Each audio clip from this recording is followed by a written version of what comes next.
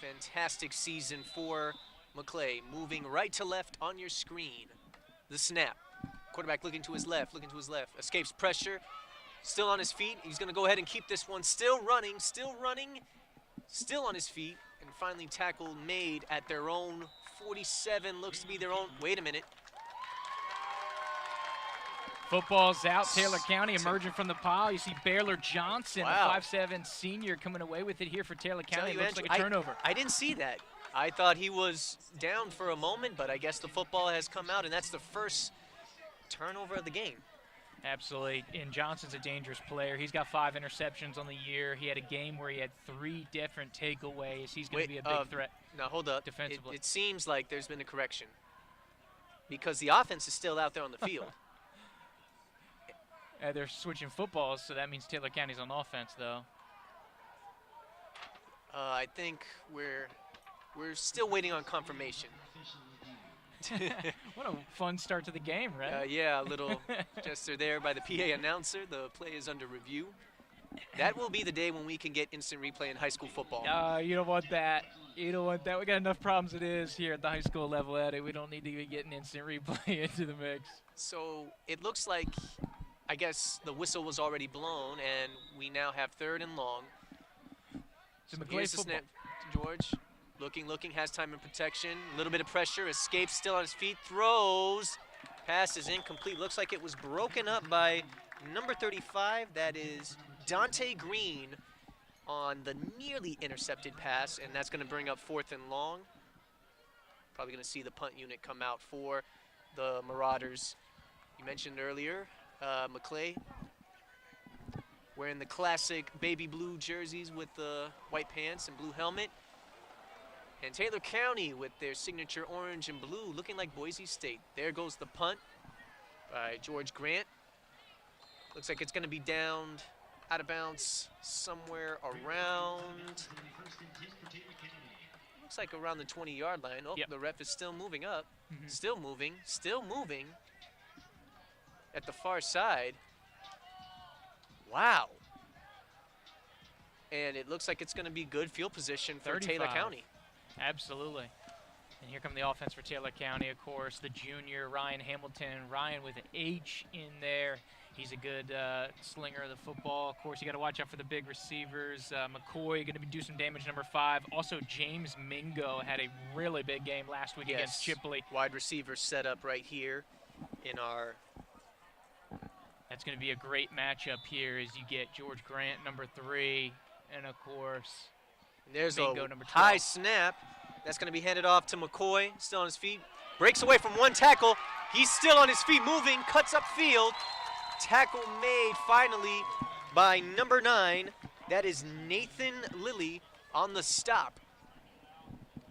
DJ McCoy finds his way into Marauder territory at their own 38-yard line. First down for the Bulldogs. Yeah, McCoy dangerous as well. He's a wide receiver, but they'll give him some handoffs. He went for over 150 and a touchdown last week against Chipley. So first down for the Bulldogs in Marauders territory. 4 receivers lined up. A little 2-by-2 here. I like it both ways. Snap to Hamilton, and he hands it off to his running back. That's number 11. Flowers on the carry.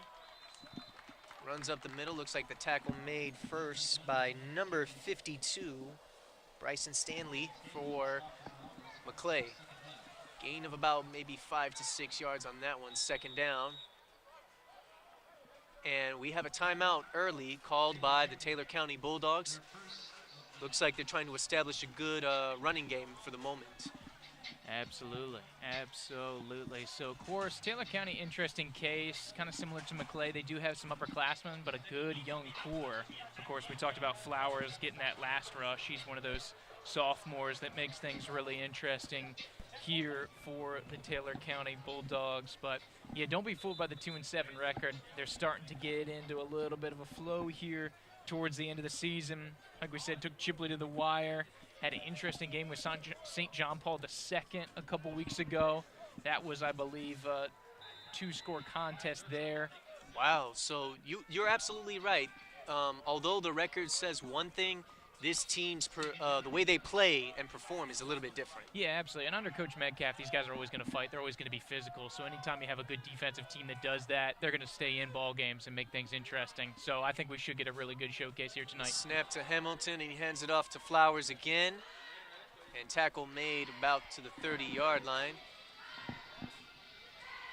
Number 59 on the tackle right there, that is Gavin Rowe, along with some help by Stanley, number 52, and number 55, Ryder Marks. Yeah, and that's going to be big for Maclay on the defensive side. The line's going to have to earn it here tonight, eating up those blockers and allow the middle linebackers to surge free here. Big 3rd and 2, 4 receivers set up. The snap to Hamilton. Quick pass is complete. That's number 5, McCoy on the reception, still on his feet, breaks away from one tackle and bulldozes his way deeper into Marauders territory to about the 10-yard line. Looks like it's going to be to around maybe the 11.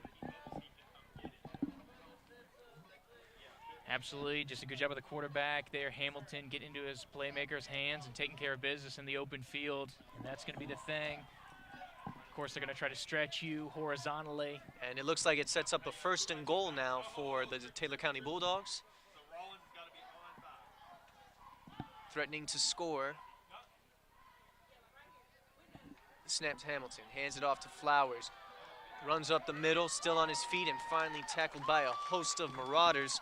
Looks like number 52, Bryson Stanley, was first on the tackle. Gain of maybe a few yards, 4, maybe 5. Brings the ball to the Marauders' own 4-yard line.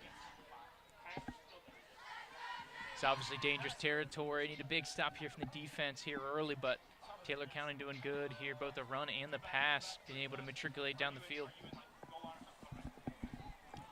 2nd down. At quarterback number 2, Ryan Hamilton. The snap. Hands it back up to his running back. Looks like that was number 5, I believe, on the carry. Yeah, it was McCoy again. McCoy. Good surge in the middle of that line there by Maclay, jamming that up. Bryson Stanley in there with a couple others. Here the big boys down in the trenches. Holding the fort down, and now it's 3rd and goal. Looks like no gain on the play. Big 3rd down yet again coming up for the Maclay defense. Yeah, this one you want to hear Eddie with them going down the middle and staying towards the center form of the field here. Do they try to stretch this one and maybe try to bounce it outside? But they get the big power package in there. Yes. Direct snap, high snap. That's to McCoy. Cuts inside, runs up the middle. Touchdown, Bulldogs. Number 5, DJ McCoy, coming in the quarterback's position with the direct snap. He runs it up the middle and gives the Bulldogs 6. It's quick work in there. They're able to get down the field. 4.5 minutes here off the clock. And of course, Taylor County the first to make the breakthrough here.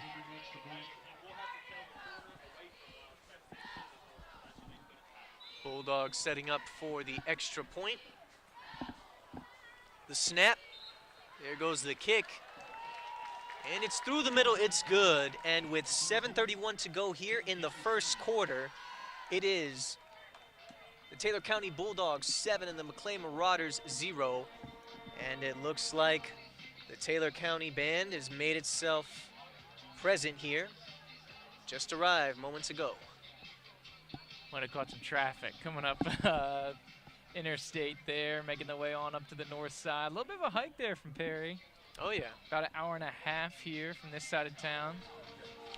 A lot of excitement going on in Tallahassee, that is for sure.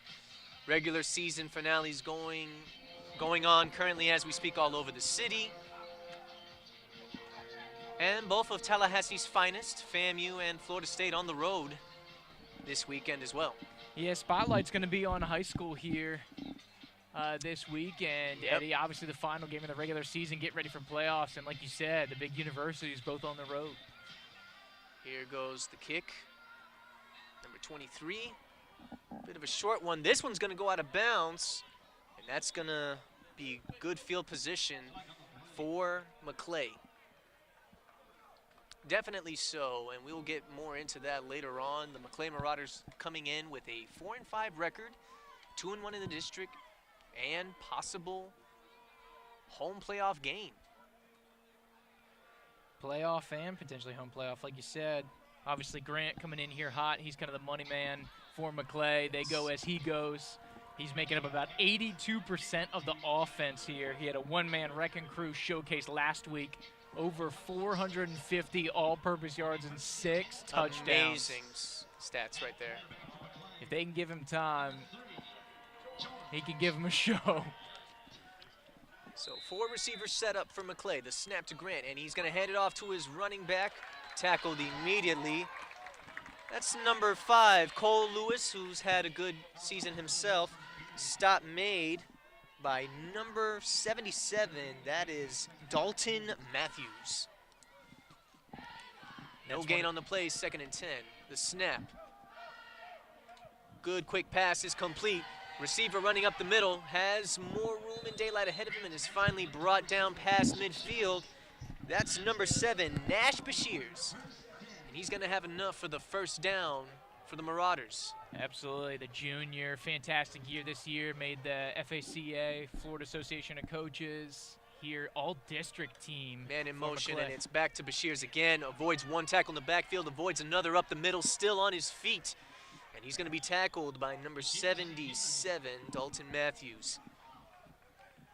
It's a heavy dose of Bashirs here in the second drive. Good to see him, because remember last time.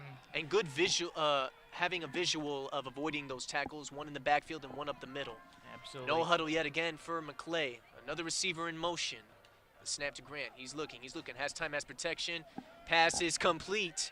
And trying to avoid a tackle and is finally brought down. That's number 2, Blake Brannon. Tackles made by number 7, Javian Long.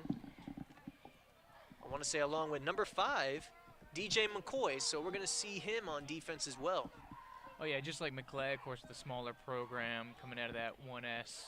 You know, they're going to be, or 2S, excuse me. Oh!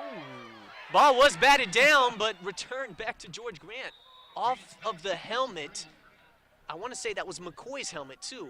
He batted the ball down. Little did he know it bounced off his helmet back into the hands of the quarterback, number 3, George Grant, and he gained a couple yards from it. Yeah, it's going to be one of those nights at a, obviously with a weird fumble. You know, we just got done with Halloween, and then this weird deflection. I think it's going to be kind of a wild Grant one. is running to his right, Pass is complete. He has a wide open receiver. That's number 22, Ezekiel Podgorski.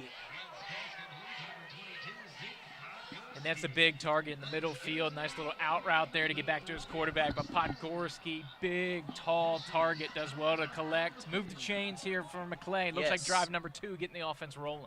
1st and 10. That will be just around the Bulldogs' own 11, maybe 12-yard line. And it looks like we're going to have an official's timeout on the field. Good start so far for the Marauders, and they are moving. Absolutely. Want to get into some ads here, Eddie, while we have the chance? Yes. All right, let's run it, man. We're going to start first with Brown's Refrigeration Commercial, established in 1961. Centennial Real Estate Services, Protector and Long Group. Hill, Spooner, and Elliott Incorporate, Real Estate. Honey Lake Clinic. Lloyd Roofing, roofing done right. Mount Plesma Lounge for special events. Radiology Associates, Tallahassee. And we're back, 1st and 10. Maclay is on the move, the snap. Quarterback looking, quarterback has time. Pressure in the backfield, has his receiver. Nice catch by number 7, Nash Bashirs. And he's tackled by a host of Bulldogs. Looks like number 3 on the tackle right there, Baylor Johnson for the Bulldogs. Yeah, Johnson, really good DB, but great. Once again, I think that's a 3rd touch and 3rd nice pickup here for Bashirs on this 2nd drive here from Maclay, like we talked about, offense. 2nd down and 1 inside the 5-yard line. The snap, quarterback keeper. Grant is on the move. Gain of about 1 yard on the play right there. Looks like tackle was made by number 10, Slade Kosmic. That's going to be good enough to make it a 1st and goal. Absolutely. So down in the money zone now. All 4 downs to work with. There goes the snap. Quarterback looking, running to his right, Pass.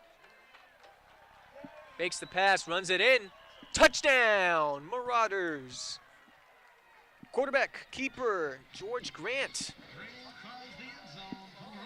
Grant made it look too easy there. He was so chill. You didn't think he got in there. Yeah, I was also keeping an eye on Bashir. I saw him cut inside the middle to then, find a way to get open, but it seems George Grant found daylight for himself. Number 23 coming out for the extra point. Kick is up, and it is good. And with 4:36 to go in the first quarter, the score now, the Taylor County Bulldogs 7 and the Maclay Marauders 7.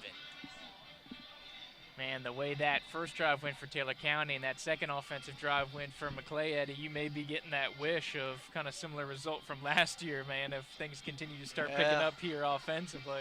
Yes. Well, I bet the Maclay Marauders are trying to find a way to avoid that, make no mistake. I mean, there's nothing wrong with having a classic once in a while. But I understand, we're kind of getting that vibe right now.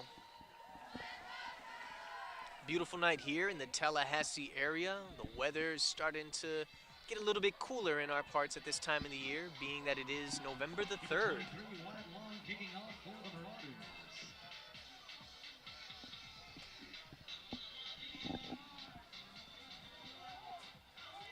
Wyatt Long set up to kick with returners number 5, DJ McCoy, in the backfield for the Bulldogs.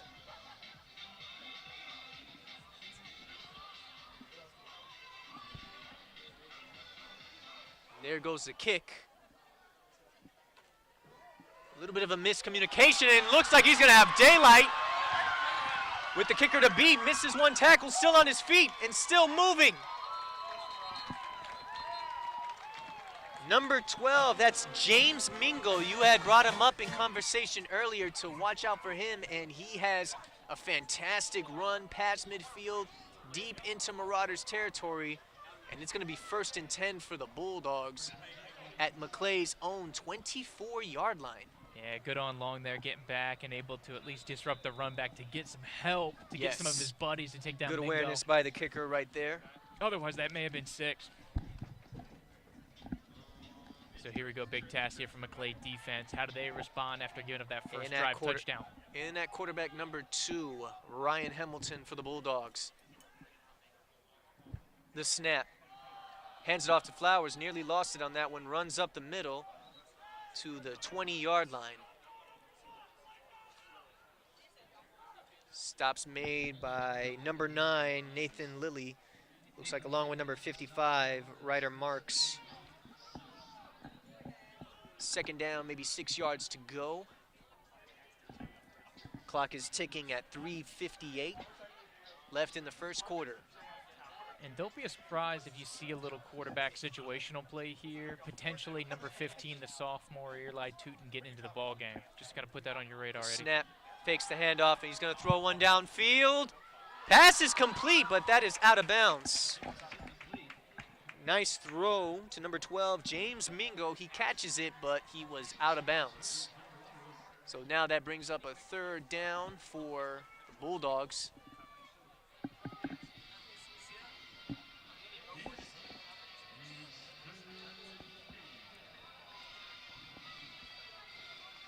So this would be a big opportunity here for the defense. You know, you've been able to hold him. Got the incomplete. Still about 6 yards to go here on 3rd down. So you kind of get into that 3rd down and long territory. If they could get him off the field here, stop the momentum after the big play. 3 receivers lined up. 2 in the backfield alongside quarterback Ryan Hamilton. Hands it off to Flowers. Has one good block and cuts on the outside. And he's going to have the 1st down. Very close. Number 11, DeAndre Flowers. Just enough to turn the corner and able to move the chains there for Taylor County. Tough for Maclay here. as they're able to keep the drive alive. Good pursuit there on the perimeter, making sure it didn't break out to something significant, though. Love the pursuit. And now it is 1st and 10 for the Bulldogs.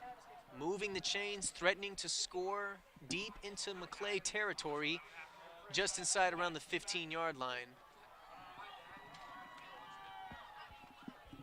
Got 3 receivers lined up, 2 runners in the backfield alongside the quarterback. A quick pass is complete to number 3. That's Baylor Johnson. And he's going to have just enough, possibly 1st and goal now for the Taylor County Bulldogs. And I mean, that was such a quick pickup there. They just sling it out to Johnson. So far from what we're seeing from quarterback Ryan Hamilton right here, he has such a quick release. So far, he's been on point with his receivers. Absolutely on time, getting out to his playmakers. Let's see if Maclay's defense can find a way to stop that. On 1st and goal. There goes the snap. Fakes the handoff, quick pass to McCoy. And he's just short. Pass was complete to number 5, DJ McCoy. Pickup of maybe 1 on the play, so 2nd and goal. Just around the 1-yard line. Yeah, just the ability of Taylor County getting out the perimeter, use their athletes and creating space.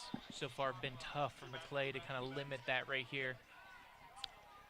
3 receivers lined up, 2 runners in the backfield. The snap to Hamilton. Hands it off to Flowers, and he's going to take it in for the touchdown, Bulldogs. DeAndre Flowers runs it in. A little back and forth, here we go, Eddie. That's 3 touchdowns here in a period of about 5.5 minutes with both teams combined.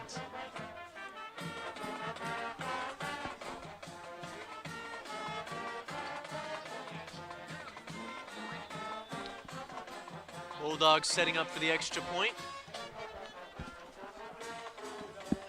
The snap, the hold, there goes the kick.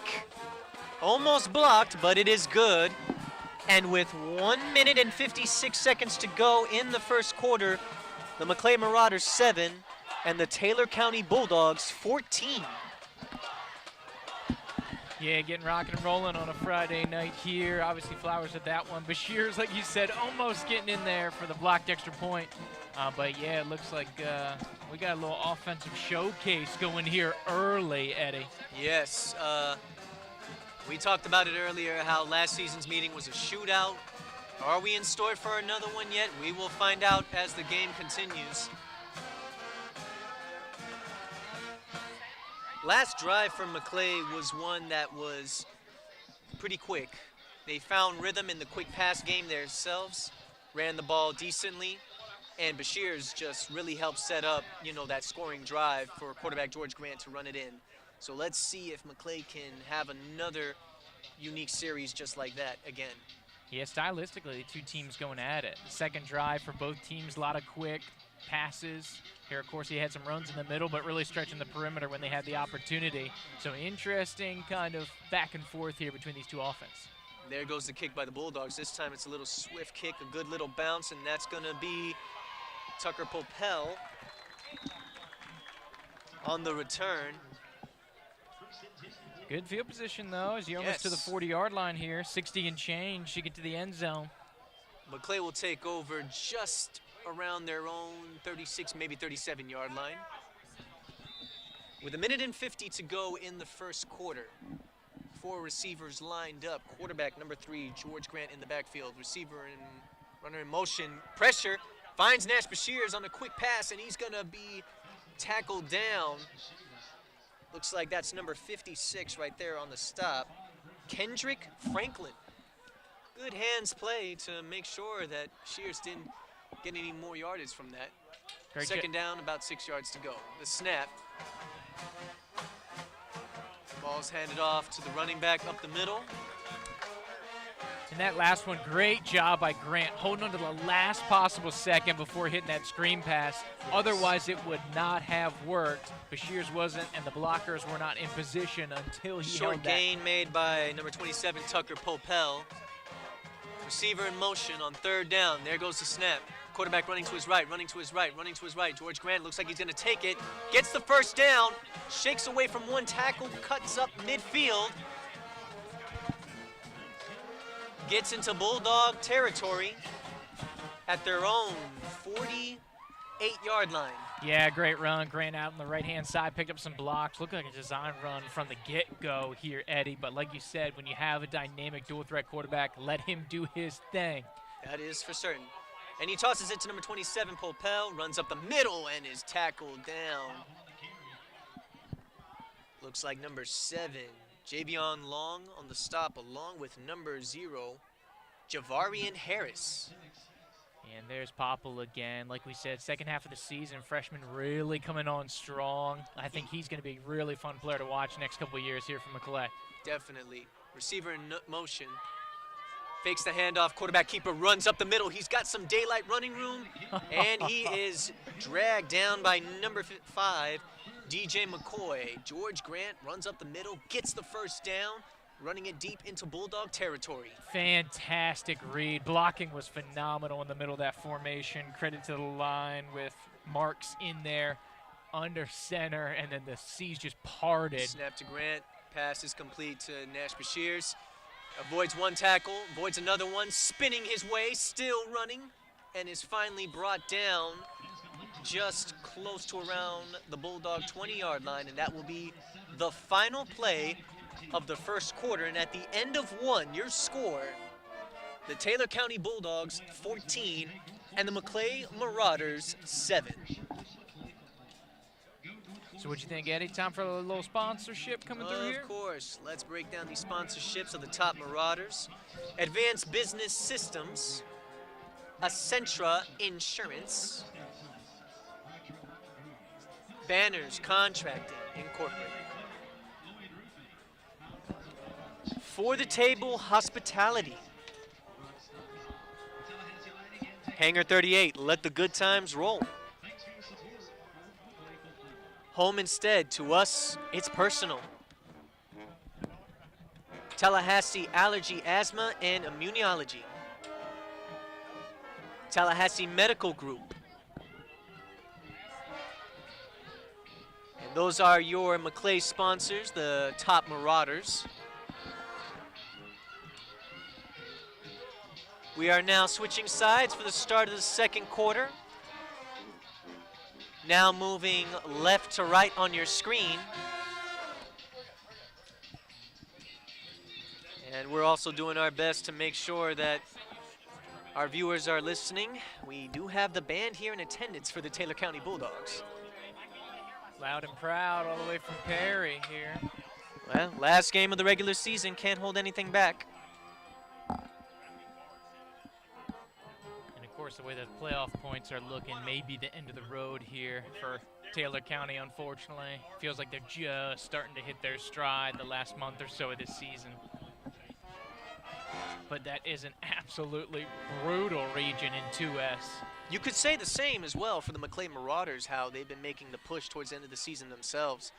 With a big win last week against Rocky Bayou Christian, and now setting themselves up to finish the season with their 5th win of the year. And it looks like we're going to have a penalty here. A little bit. It looks like that's going to be a false start. A little early to the party there, Eddie. Usually it's not a problem, but of course on the gridiron, you got to be right on time, my man. So now instead of 3rd and 1, we're looking at a 3rd and 6.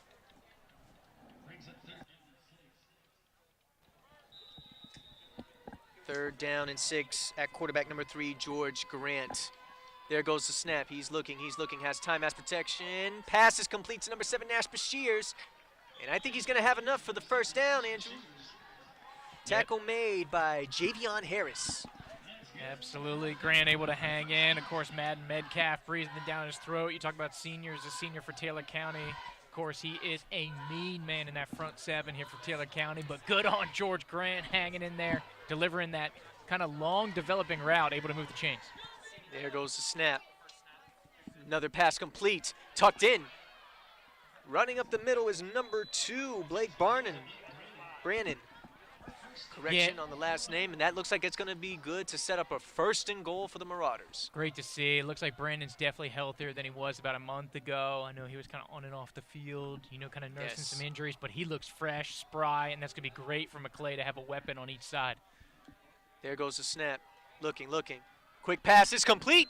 Caught ball, touchdown, Marauders. Number 7, Nash Bashirs for 6.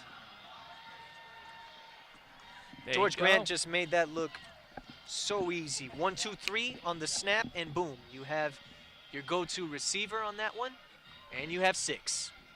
And that's why they're both on the FACA All-District team, my man. Made it look way too easy, like you said here. And Maclay extra point away from tying this thing up. The snap for long.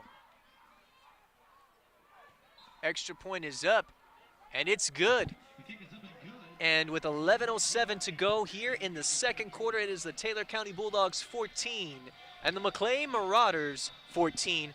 Andrew, you mentioned earlier about all-team district. Tell us more about who is on that all-team district for Maclay and the rest of the district as well. Yeah, absolutely. So every district that you have within the state of Florida, so the Florida Association or Florida Athletic Coaches Association does a really good job of honoring our local teams here, not only in Tallahassee, but the state as a whole. So every district, they pass around basically ballots to all the area coaches. They say, hey, tell us about the best players in your area. Wow. And so Maclay getting 3 nominees. You have the junior Nash Bashirs, you have Will O'Connor, the senior lineman, and then, of course, how could you not have the junior quarterback who's making up, Eddie, almost 82% of the offense, George Grant here for the Maclay Marauders. So a big 3-pack of all district performers. Yes, congratulations to those 3 players for sure being on the all-team district list. And Will O'Connor's been an absolute beast this year. Great to see him get some recognition. There goes a swift kick, takes a good bounce, and it's recovered. Number 9 looking for a block, and then it's finally going to go down. That is number 9, Tracy Abercrombie. Abercrombie. That's a fun one. Abercrombie. Look at the clothes, Eddie. Yeah. Same namesake. Taylor County Bulldogs came out quick in their last series, which led to them taking the lead for the moment. Can the Maclay defense stop this team that is finding rhythm themselves in both running the ball and passing?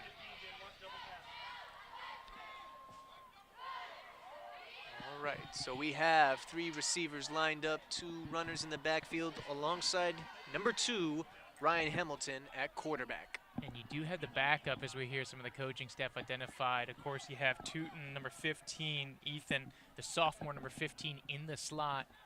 He is listed on the depth chart as a quarterback. So there goes the snap. Hands it off to DeAndre Flowers, has a block, runs past the 40, almost to midfield, and is finally tripped up by number 14, Henry Richardson. Good hands play by him to make a touchdown-saving tackle. Yeah, I mean, you got a lot of playmakers, right? And that, I think, has been showcased tonight for both teams. You've got some guys that are quick, able to take care of business, and yards after the catch, right? You saw Bashirs for Maclay on that last drive, and you see Flowers and McCoy over here on the other side for Taylor County. You know, a lot of athletes, and when they get good blocks, they're making it look really fun, Eddie, and this is going to be a really fun game from a neutral party. 1st and 10, snap, hands off to DJ McCoy, following his blocker, still on his feet, and is finally tackled. Looks like 2 Marauders on the stop. One of them, number 9, that is Nathan Lilly. Along with number 27, I want to say, that is Tucker Popel.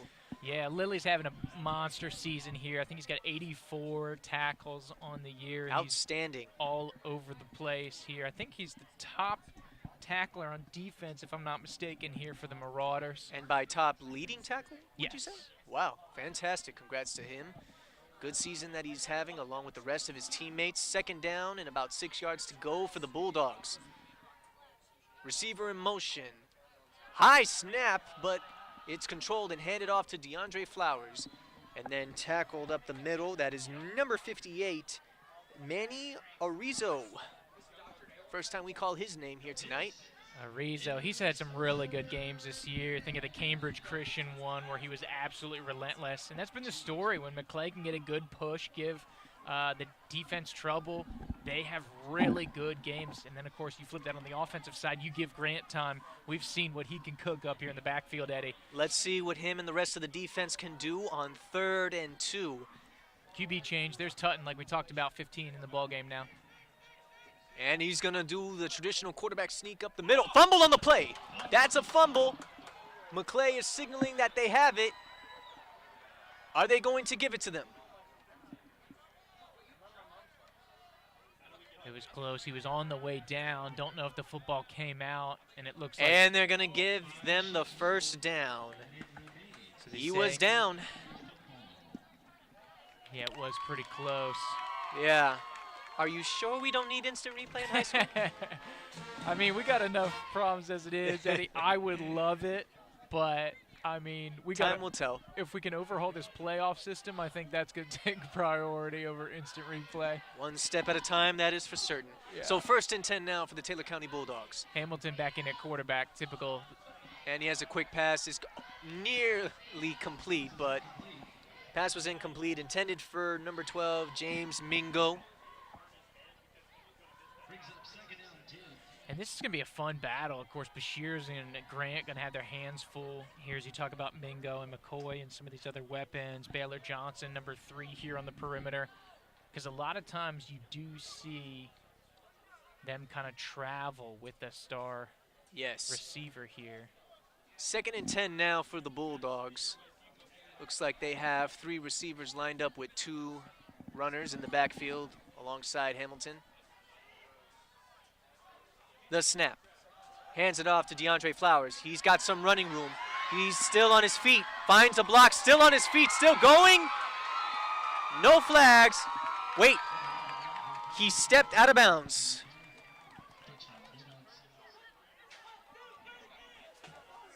And he's out of bounds. Deep into Marauders territory.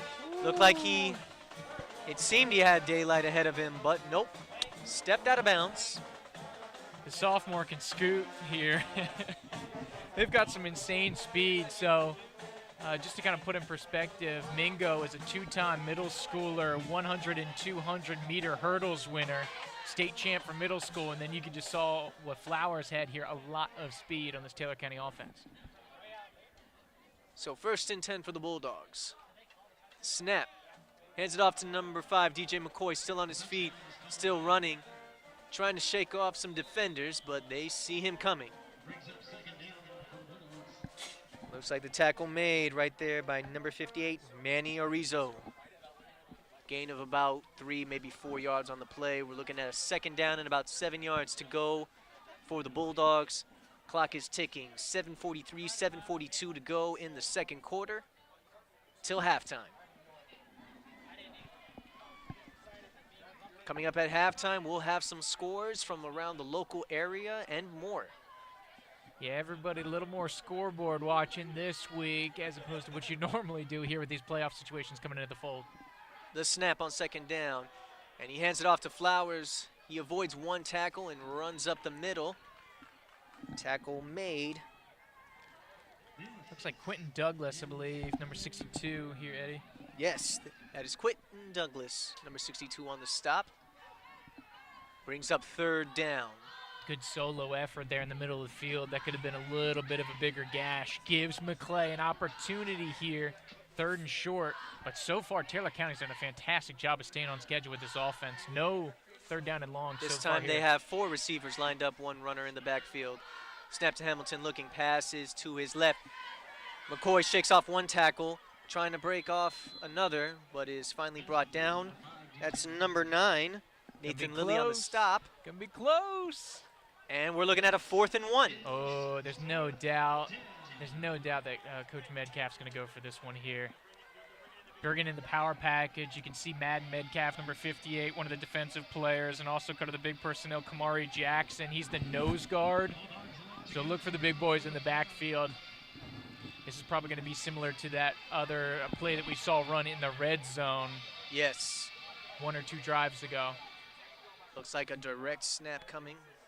The snap to McCoy, quarterback keeper, runs up the middle. Ooh. Does he have enough for the first? Oh, just This is enough. close. And they're going to give it to him. Yeah. Or the referee is signifying. I think he might want to measure it. We don't know yet. Yep. It looks like it's signaled to be a first down in an official's timeout. Yeah, I was going to say, I thought he gave the old first down motion. Yeah, we look at some of these area scores. Madison up on Rickards, 18-7. Vernon and FAMU DRS, good game going out there, 16-12. Yeah, not bad. Florida High leading Lincoln 10-3. A lot of the other games in the Western time zone. And here, this may help out some of our playoff hopes for Godby. Bradford up 14-0 on Swanee. Childs up 20-7 there in some of our higher classifications. And most of the other games looking to get rocking and rolling. Leon trying to bounce back, of course, in the midst of a 4-game losing streak, but lead New Smyrna. The Barracudas trail the Lions 14-21.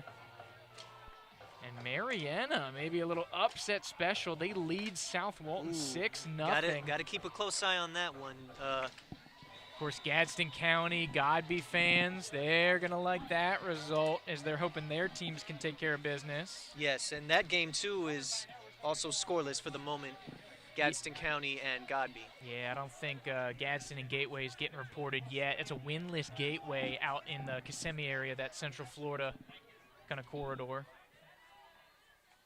The snap to Flowers, runs up the middle, breaks a few tackles. Is finally brought down by Quentin Douglas, number 62.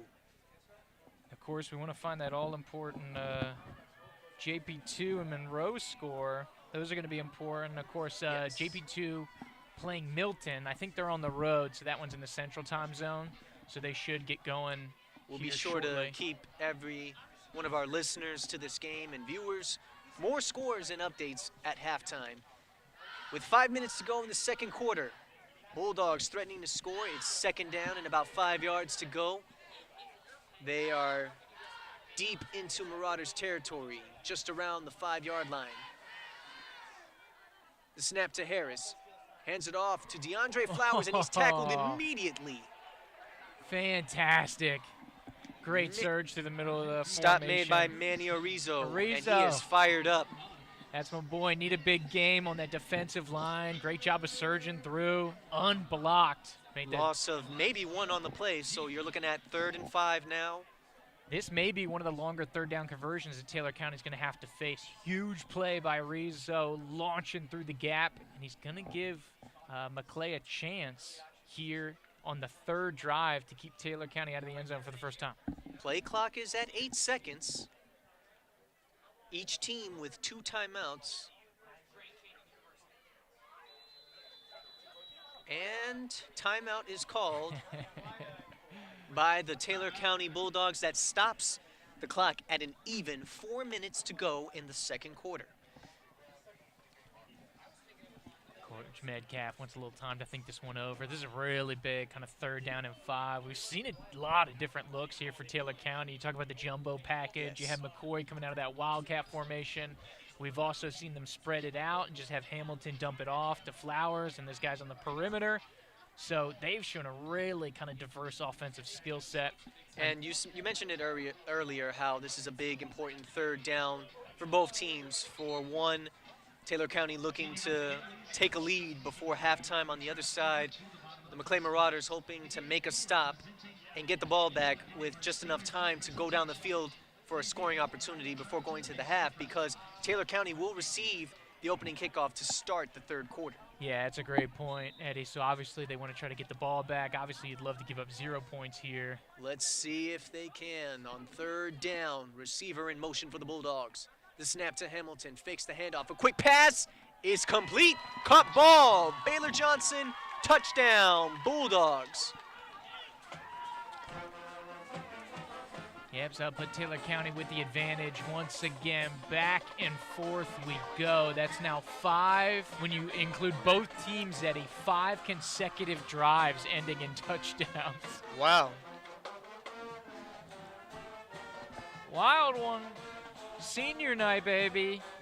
This feels like a playoff game, my man. Oh, yeah, definitely. Two evenly matched teams, love to see it.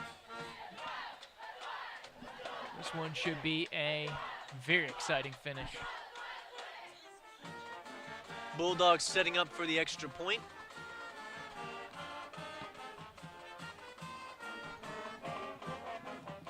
Taylor County band getting after it here today. The snap. There goes the kick. Just squeezes in close to that right post, but it's good. And your score with 3:55 remaining in the second quarter.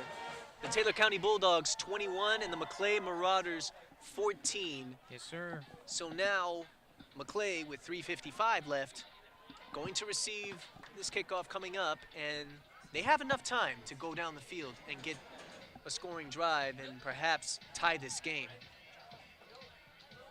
And we are definitely seeing maybe another classic between these two programs. Last year, it ended in a shootout with the Marauders winning on the road in Perry 50-43. And so far, 21-14 is your score in this one. You kind of get that feeling like this is a version of a Big 12 conference game you're watching.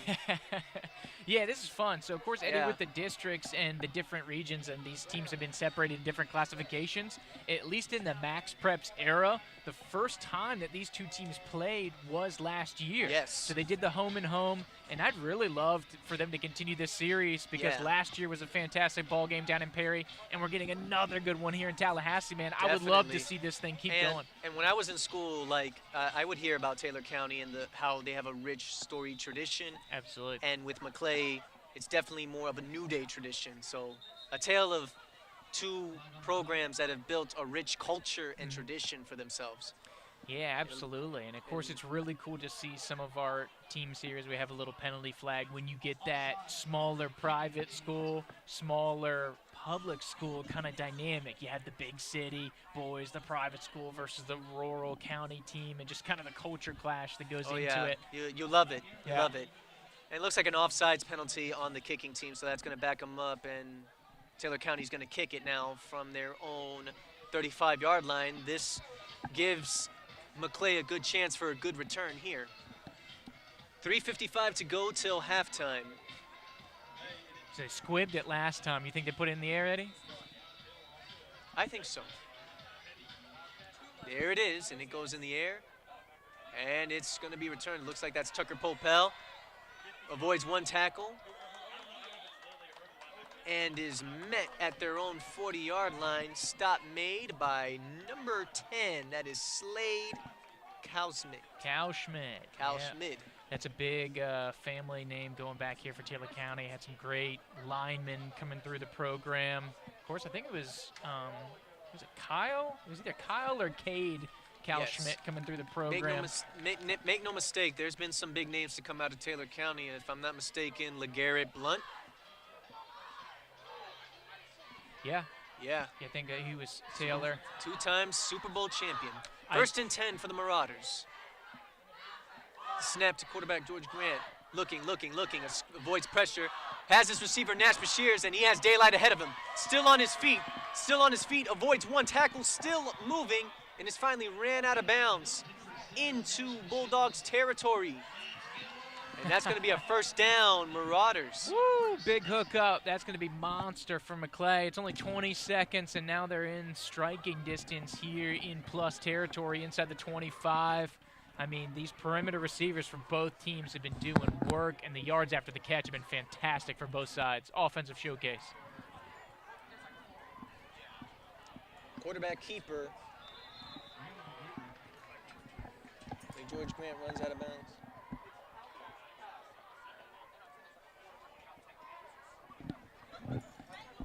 Yeah, and I was wrong, Eddie. I didn't think we'd get an offensive showcase of fireworks, similar to what we saw last year, but I am happy that I was incorrect, man. This has been an absolutely dynamic first half between Maclay and Taylor County. Definitely has been. Second down, the snap, pressure, looks like a screen pass.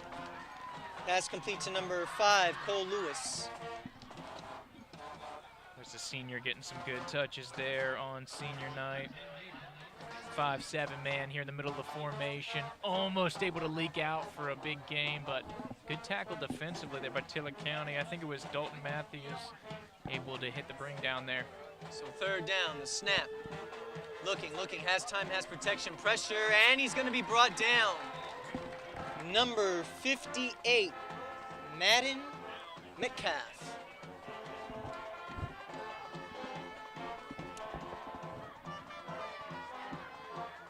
Of course, coach's son there, son of Ed Metcalf, and he looks like he's got some serious, nasty linebacker vibes to him. He's got the club hand going, just like the old man did back in his heyday as a linebacker at Florida A&M University. The snap on 4th down.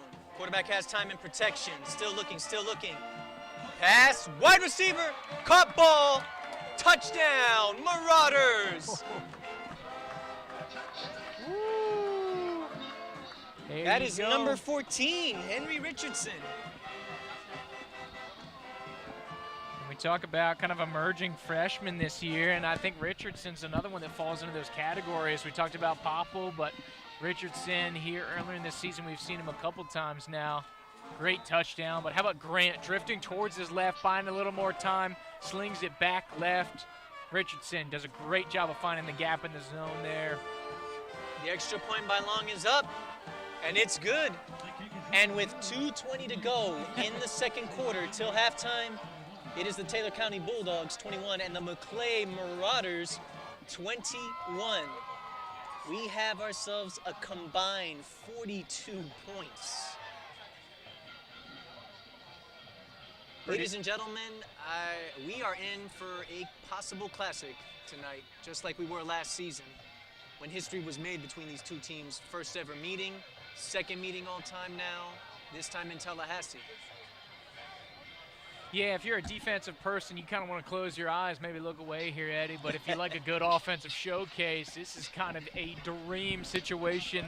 You know, once you get the turn to Halloween, some crazy stuff goes on, the playoff points, whatever you want to talk about. But this is turning into a wild showcase. Yeah. Can't underscore that enough. The atmosphere is great. Maclay's packed it out on the far side. A good contingent for Taylor County. They brought the band. A lot of excitement, a lot of juice. Believe it or not, I think I just see my family there. Hey-oh. The Cuencas fan club. They don't have the box seats, Eddie? I would love to get them up here if I could. There goes a swift kick by the Bulldogs, and Marauders, and it's recovered by number 9 of the Bulldogs, Tracy Abercrombie.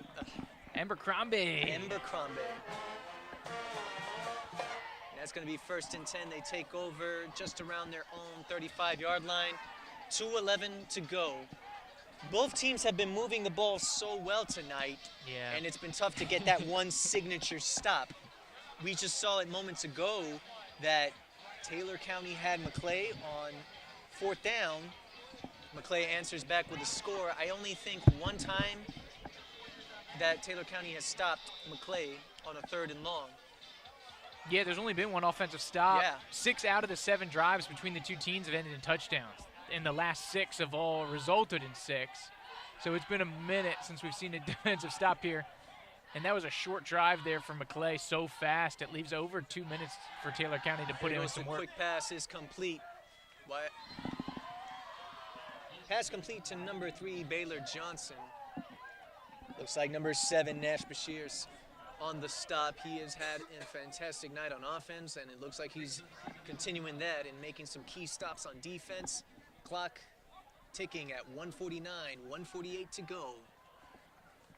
Yeah, of course, one of the reasons he's all district, not just on the offensive side, 2 interceptions, 2 tackles for a loss, 38 bring downs here coming into the game, out there in the perimeter as a corner, and a great individual wrap up there. 2nd down and long, something Taylor County hasn't seen. Lined up, 1 runner in the backfield.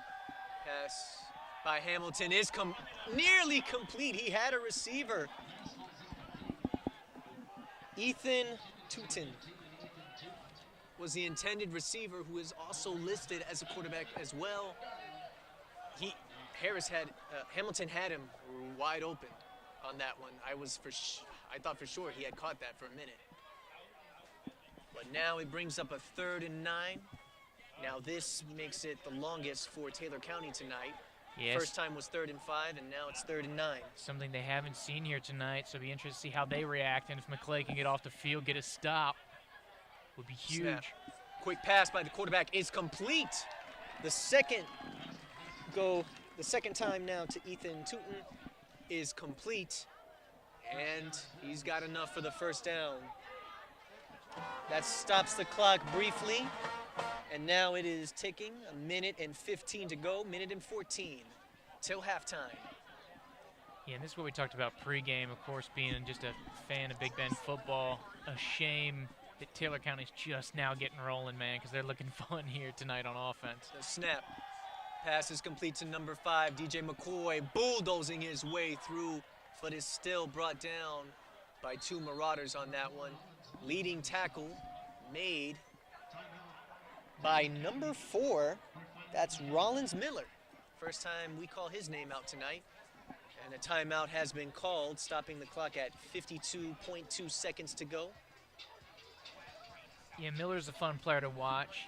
Sometimes he's ended up in the secondary and kind of that cornerback position. Also see him float maybe to a little outside linebacker. Had a couple big games earlier this season, so good to see him make a little step up here. Does Miller, of course, the junior, on here defensively. A little bit of a second down and long here scenario. 52 seconds. Taylor County out of timeouts, Eddie. So 50 yards away from pay dirt here. As this has been a quick moving first half. By the time we hit the buzzer, it'll have been a less than an hour of clock time, pending something wild here in the last 52 seconds, Eddie. Second down. Quarterback has time and protection. Pass is nearly complete. In and out of his hands. That was intended receiver number 5, DJ McCoy. And you got to credit the hit there in the secondary to kind of jar that one loose. It was either Bashir's or Lilly. I couldn't catch if it was a 7 or a 9, it looked like. Of course, Taylor County player coming off the field. Looks like McCoy holding that right arm. Yeah, he, keep in mind, when he went for that one, he was in midair. So just couldn't reel it in and kind of fell down pretty hard on that arm. Yeah, Hope he's all right. Yeah, wish He's having a fantastic night, and he's had a good first half. And with 46.1 to go, remaining in the first half, it's 3rd and long yet again for the Taylor County Bulldogs. About 7 yards to gain. Will they convert again, or can Maclay get a stop? Second, 3rd and long this drive. The snap to the quarterback. He has time, He's going to keep it, runs up the middle, pressure, sacked. Beautiful, relentless pursuit by the defensive line. I think Gavin Rose is going to get the credit for it. And number 4, Rollins Miller, also having a little assist on that tackle as well. And I think Maclay went ahead and called a timeout, their second one, which stops the clock at 34.6 seconds remaining in the second quarter. I always include that point after the seconds ahead. There you go. Always. Decimal for a reason, Eddie. Oh, yeah. Fraction of a second, yards and time, so premium even here at the high school level. We'll talk about it at all levels of football, right? But especially in some circumstances with some offenses like these, Eddie, you only need 0.1 second to hit a touchdown, it seems like. Do you play with going for it here if you're Taylor County? It's a gamble. If you go for it and you convert, amazing, fantastic. Right. If you don't, the Maclay Marauders take over at midfield, and that sets them up for a chance to go down the field for one more scoring attempt before halftime. Because really, there's a scenario, even if you fail, if you kind of draw this out and you do like some kind of bootleg, this play could take 8 to 10 seconds and only leave Maclay with like 25 seconds to go. And it looks like they may have a shot at it. 5 wide coming here for Taylor County. Let's see the snap. 15 seconds on the play clock. It is still ticking down to 12 seconds.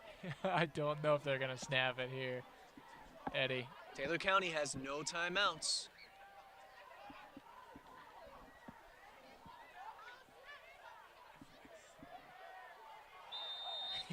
And there goes the penalty. A little bit of gamesmanship there. Take the delay game. You're going to punt it away anyways. Take the penalty.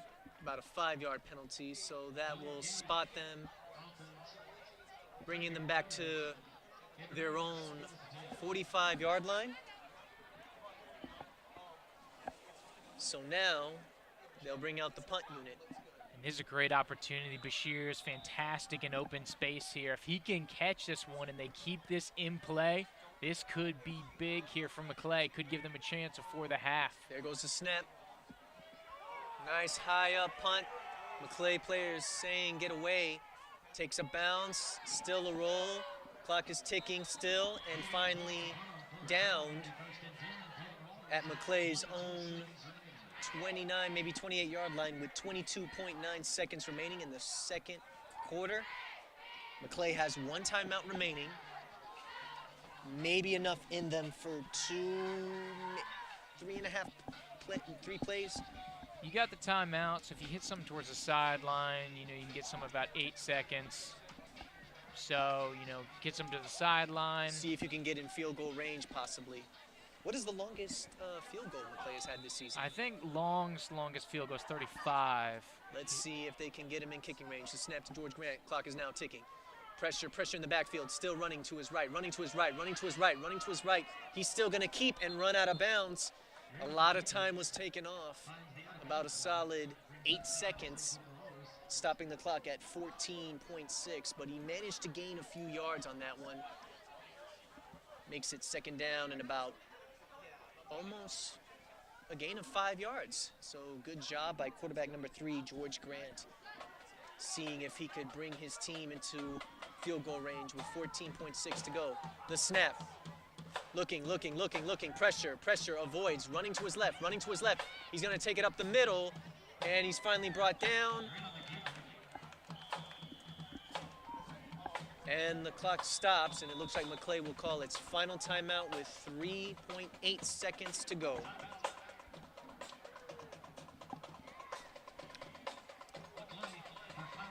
Yeah, that great philosophy defensively for Taylor County. Nothing over the top and let your big boys go to work and try to chase down the quarterback. Grant trying to keep time alive, keep things rolling. And he didn't force it, which I love because he knows how explosive this offense is. He says if it's not there, I'm going to look for something simple or something at a high success rate. So obviously it's not, you don't love the result there from Maclay. A lot of time and not so much yards gained, but thinking big picture, no big turnover. And you're very content to take this into the half, I'd say 21-21. If you can steal one, obviously you got 3 seconds and change to try to do so. But I like the heads up of the junior quarterback not to force it. 3rd and 1. Here goes the final play. Pass is right up the middle, hook and ladder. Oh! And that is to Henry Richardson, who's still on his feet. And is finally brought down into Bulldogs territory. At the 35, good design. Oh. Just needed another block right there or two. But your score, as we end the first half going into halftime, the Taylor County Bulldogs 21 and the Maclay Marauders 21. That was quite the first half we just had. A lot of excitement on both sides. Absolutely. Fun one for sure. How about the little hook and ladder to end? You hit the big man Podgorski in the middle of the field, and then you get Richardson, the freshman, kind of cycling through and get that second wave for you. Big chunk of yardage, right? Picked up 30+. But, yeah, fantastic effort there. Obviously didn't get into the end zone, but I think Maclay more than happy. They got their defensive stop. Yes. So each team getting 1 defensive stop. But on 4 offensive possessions for each team, you get 3 touchdowns. You're at a 75% conversion rate for 6. You got to be loving it offensively. I think the defensive coaches are going to be carving up the chalkboard in there. What we have here tonight as well, AJ, is we have ourselves a battle, another gridiron battle, another instant classic in the making in the Big Bend region. You know, between 2 programs that have built a tradition and a culture of their own. So we'll definitely look forward to the second half. Halftime ceremony coming up. Tonight, Maclay honors and recognizes their seniors the upcoming class of 2024. Congratulations to them and wishing them well the rest of the school year. Yeah, and obviously for Maclay, with them kind of going forward, you know, you're looking, unless something insane happens, right? You're looking very favorably to play again next week. So getting ready for playoffs. But yeah, of course, Yes. a fantastic ride. So, speaking of which, we talked about that earlier. Talked about before a the lot game, earlier, yeah, before the game started. Explain to the fans right now and our listeners how the playoff picture is looking for Maclay and maybe others in the local area. Well, the local playoff picture, as it always is insane, Eddie. And anybody that tells you that thinks they have it figured out doesn't, and they're a liar, Eddie. It is crazy complicated. Basically, it's a super volatile system where you can jump up and down very often. And so, luckily for Maclay, I know we talked about it and I kind of dog it a little bit, Yes. they do have a little bit of breathing room here in their playoff points. So I'm not going to bore you with a lot of the decimals because these are 3 decimals, and you talk about district championships coming into the mix. But basically, it separates itself. They're about 5 points cushion between them and Rocky Bayou, which is basically the limit. It is very hard for a 5-point margin to be made up in a single week. Granted, it is possible to see that kind of 4-point swing in total to kind of go through there. You saw a team that could drop up 2 points or go down 2 points either way. So right, if your team above you drops 2 points and then you go up 2, that's a 4-point gap, right? That is tangible, but I don't think that 5 is going to be able to move the needle here. So I think Maclay is safe. That's good. So Eddie, and I think a lot of the question too for fans that are wondering who already know, we don't know, we don't have the answers for you right now, but I think it's up in the air whether or not we will see them in a home playoff game or not. Right. So we know from the region, so just to kind of give you a snapshot of Maclay, obviously tailored towards the Maclay faithful here, they're in a region in 1S. So they are in the smallest suburban classification.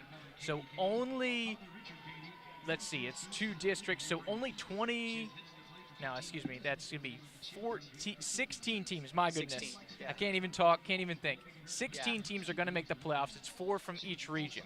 There's 2 districts in each of their region. So for Maclay, we know the neighbors here in their neighboring district is St. John Paul II and FAMU DRS. That is a 2-team district. And then over Maclay, we know we have Rocky Bayou, we have NFC, and we have in Moreau. And of course, you include Maclay, so that is 6 teams vying for 4 playoff spots. Exactly. Now, the good thing about Maclay is that they have 2 wins in this district over Rocky Bayou Christian, over Monroe. Yes, that loss to NFC hurts, but still, the other 2 wins count. Plus, you look at strength of schedule and the points difference as well. Am I correct? Well, the points difference low-key factors into the strength of schedule. It's a wild formula, but basically the summation of it is we know NFC and we know St. John Paul II are in. So Maclay and Monroe and the other teams are targeting those at-large positions. Yes. So if you think about it in like March Madness territory, so you have, when you win your conference, you get the automatic bid, you're safe. And then you have all the other ones based on their body of work with this crazy formula. Can they get in? Have they done enough work? So Maclay looks good right now, but you really never know. And when you say March Madness, I get it now. Like a regular season champ already has an automatic bid. You play your conference tournament. Even though you may not win it all, you're still good. But a conference champion, whoever that team may be, is for sure.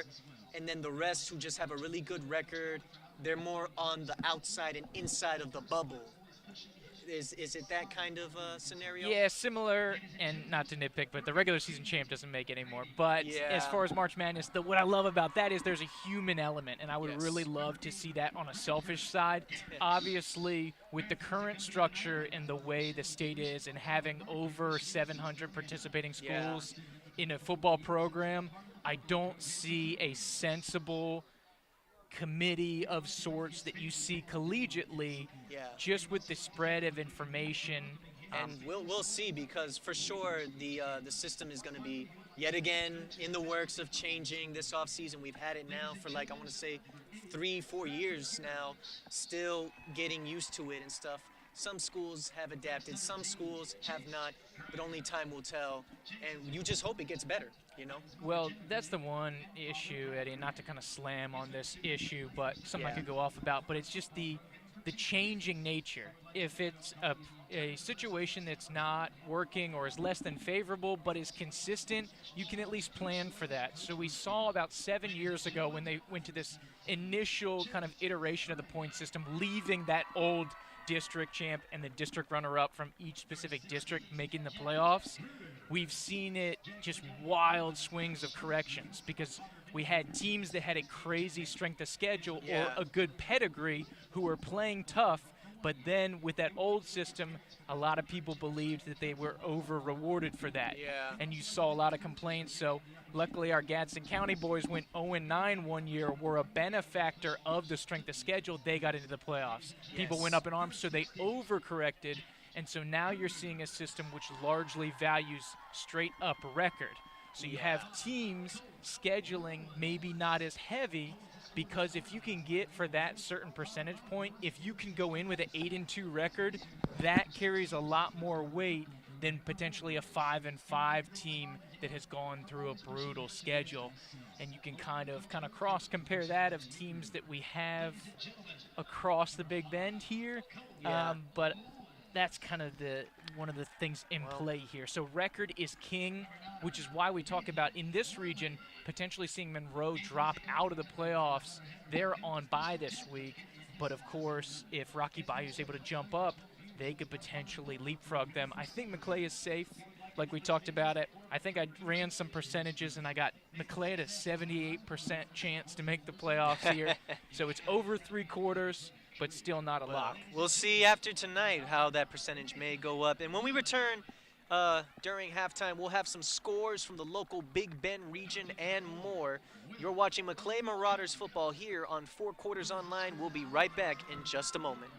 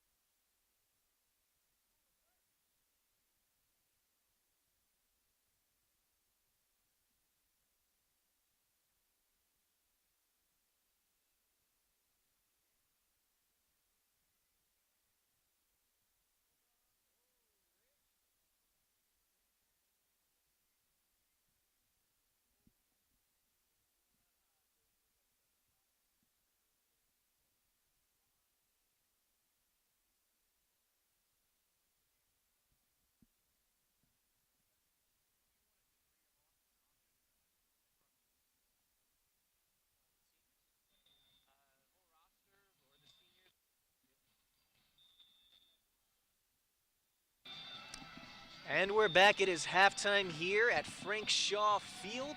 And the Maclay Marauders leading Maclay and Taylor County tied 21-21. And I'd like to take this time to, both leading. I'd like to take the time and just share the roster of the Maclay Marauders, along with recognizing the senior class of 2024. It is senior night for Maclay so far tonight.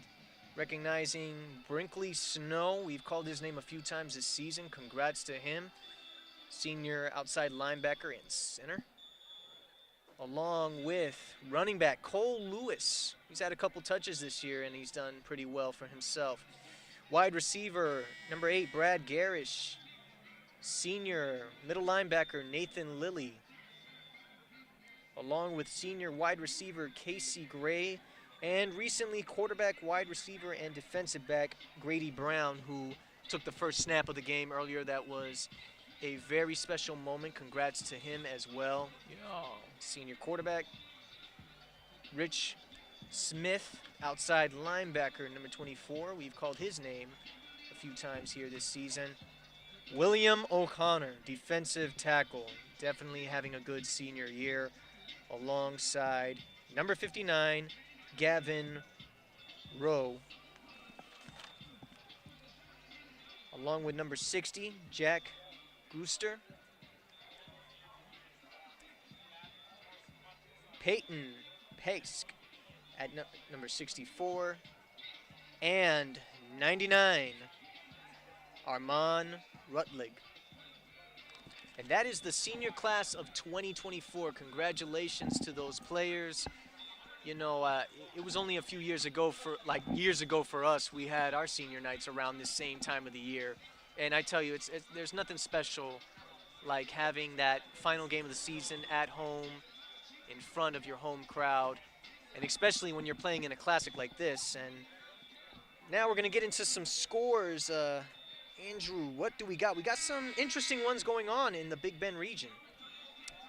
Yeah, that first game especially, you talk about of interest. Madison County leading Rickards 18-14. Madison County in their classification, they're trying to lock up the overall number 1 seed. Yes, and Rickards they were leading by 11, and now Rickards has found it to make it interesting. Came back, and Rickards still an outside chance at an at-large bid here. They could jump in. It's not outside the realm of possibility. Not over for them yet as well. FAMU DRS now leading Vernon 20-16 in the third quarter. They were down in that matchup. The Suwannee Bulldogs, I don't know what's going on, but the Bradford Tornadoes lead in the third quarter 28-0. Yeah, Bradford's got a good team. They're coming in 9-0 this season. We knew it was going to be a tough test for Suwannee. This really makes it interesting, that 2S classification we've been talking about all year. The Godbys of the world. Ears going to perk up a little bit. Suwannee, a chance to slip. That could just enough space for Godby to slide in. This one has been a back and forth over there in the Southwood area, and now Florida High just took the lead against the Lincoln Trojans at 17-10. Cottondale all over Graceville, 28-0 in the second quarter of that one. The Sneads Pirates leading the Freeport Bulldogs 21-7 in the second quarter. Rutherford trailing Bozeman 21-7. Yeah, that's still no update on that one. That's a big clash here. Classifications. It's 4S and a rural team. Bozeman trying to go perfect in the regular season and a chance to lock up that number 1 overall seed. That's a school that could potentially run into Lincoln in the playoffs as well. Bozeman? No, Bozeman is 4S. No, Bozeman's lower. Rutherford is the higher classification. Yeah, Bozeman's down in the lower classifications. Right. Northview Chiefs down 27-14 to Walton from Dufiniac Springs. Walton trying to go perfect too. Lafayette, a chance at it. No further updates on Lafayette and Pace. New Surma Beach leading the Leon Lions now 26-21 third quarter. Still a lot of time left for Leon to get that 6th win of the season. Hoping to snap that 4-game losing streak. Tate and Booker T. Washington from Pensacola, Florida. Still scoreless update. Yet to get an update on that one. Chipley Tigers leading the Bluntstown Tigers 20-7 second quarter. Yes, that's really wild. So that could set off a chain reaction. Chipley potentially jumping up to a first-round bye if they could jump Holmes County. And on the other side, if Bluntstown falls, that's going to open the door for Osceola to potentially jump to that number 1 seed. Childs Timberwolves dominating all over Sun Lake 44-7 in the second quarter. Giles trying to get that at-large bid, and for what, the 5th year in a row, Giles is firmly couldn't be more on the bubble. Pensacola Catholic leading St. John Paul Catholic, aka JP2, 14-0 in that one. Still no further update. Milton leading Godby 7-0, and halftime it is all Gadsden County down there in Kissimmee, Florida, against the Gateway Panthers, 42-0. Yeah, Godby really needs to win. Big developments here for Gadsden County. When you see Swanee with a little bit of a stumble here, an opportunity for Gadsden County to kind of get up into that 3 line potentially in that playoff situation. But the Jags, really tough schedule here this year. They've been battle tested. They are a good football team, and they're going to be a team. You talk about squads that are flying under the radar or squads that are getting hot, like JP2. Comes to mind. They've won 4 in a row. You got to think about Gadsden County also getting into that mix, man. They've been playing some good ball all year long. And there goes the swift kick by the Marauders. It gets away from one of the players, having a tough time control that one. That is number 3, and he's tackled by a host of Marauders. It'll be 1st and 10 for the Taylor County Bulldogs here at the start of the 3rd quarter. So a lot of offense here in the first half here, Eddie. We'll see if we get some similar stuff going here in half number 2. Yes. 8 offensive possessions between the two teams, a total of 6 touchdowns. And each one having only 1 defensive stop in that first half. It's about as even as it gets. The snap to Hamilton, hands it off to DeAndre. Pickup of maybe 1 or 2 yards on the play. Woo, Peyton Paskey. Talk about senior night showing off. Paskey, great open field tackle, or not open field, but in traffic, making a good solo bring down there. 2nd and long. 2nd down and about 8 yards to go for the Taylor County Bulldogs. In at quarterback is number 2, Ryan Hamilton, having a good night in the passing game. Several completions. The snap, quick pass, complete. And that is number 9, Tracy Abercrombie. Thank you. The clothing man, Abercrombie with the reception there, able to move the chains here for Taylor County. That's going to move the chains for a 1st down for the Bulldogs. So, of course, picking up where they left off here after that first half, Eddie. Each team having such a good tempo, a fair share of no huddles. Looks like we have 4 receivers lined up, 1 runner in the backfield. And he hands it off to DeAndre Flowers. Avoids 1 tackle, and he is brought down. That is number 7, Nash Bashir's good hands play to make the stop. Looks like no gain on the play. 2nd down, 10 yards to go. He's had a fantastic night on offense and now is getting things going for this defense. Yeah, it's probably the 3rd open field tackle that Bashir's has had, kind of a solo effort. He's been fantastic tonight on both sides of the ball. Once again, there's a reason why he's all district here in the area, Eddie. Absolutely. On 2nd down, 10 yards to go, another 4 receivers set up, 1 runner in the backfield. There's the snap, and it's handed off to DeAndre Flowers, and he's tackled immediately in the backfield. That's number 9, Nathan Lilly, on the stop, along with number 58, Manny Arizo. Also, Ryder Marks there on that right-hand side of that defensive line, Eddie, able to eat up those blockers and clean up the avenue. They've just had such a fun year watching those 3 players. What I like to call at times the Marauders triple threat. There you go. The golden defensive triangle there. 3rd and 10. The snap to Hamilton, running to his right, has time, throws downfield, but it is incomplete. Pass was intended for number 9, Tracy Abercrombie.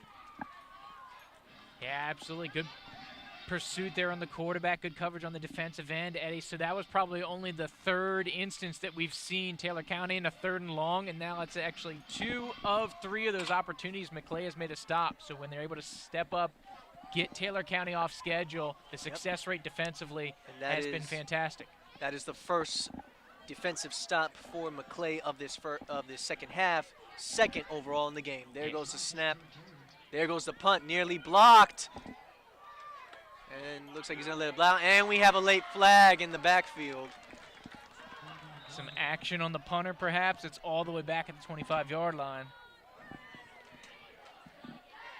Let's see, and we're gonna have running into the kicker.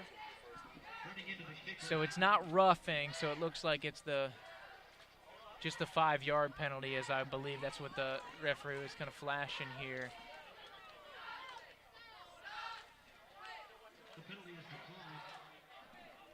All right, so we'll keep it rolling. All righty. For some that don't know, there is a difference between running into the kicker and roughing the kicker. Roughing the kicker would indicate an automatic first down.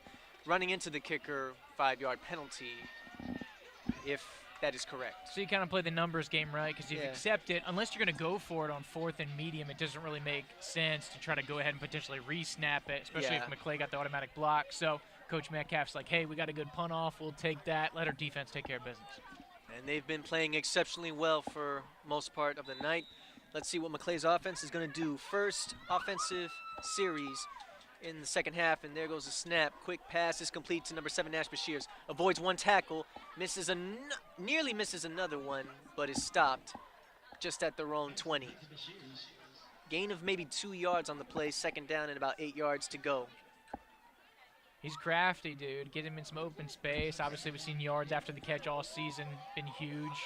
And he's been quick. 4 receivers set up, 1 runner in the backfield, and it's handed off. Looks like number 27, Tucker Popel, and he's met in the backfield immediately. Looks like that's number 58 on the tackle. It's Madden. Metcalf. Of course, coach's son. Doing a good job there defensively. Got the club on his hands. The snap on 3rd down. Quarterback has time, has protection, throws right up the middle. Pass is complete. Ooh, that is number catch. 22, Ezekiel Podgoski. That's the big man. Does he have enough for the first down? Looks like it is. A little Are they going to give it to him? short. We have a 4th and 1, so what are you going to do? Decision time. Coach Coley's rolling the dice. He says go for it. Oh, maybe not. We try to get him with the hard count here.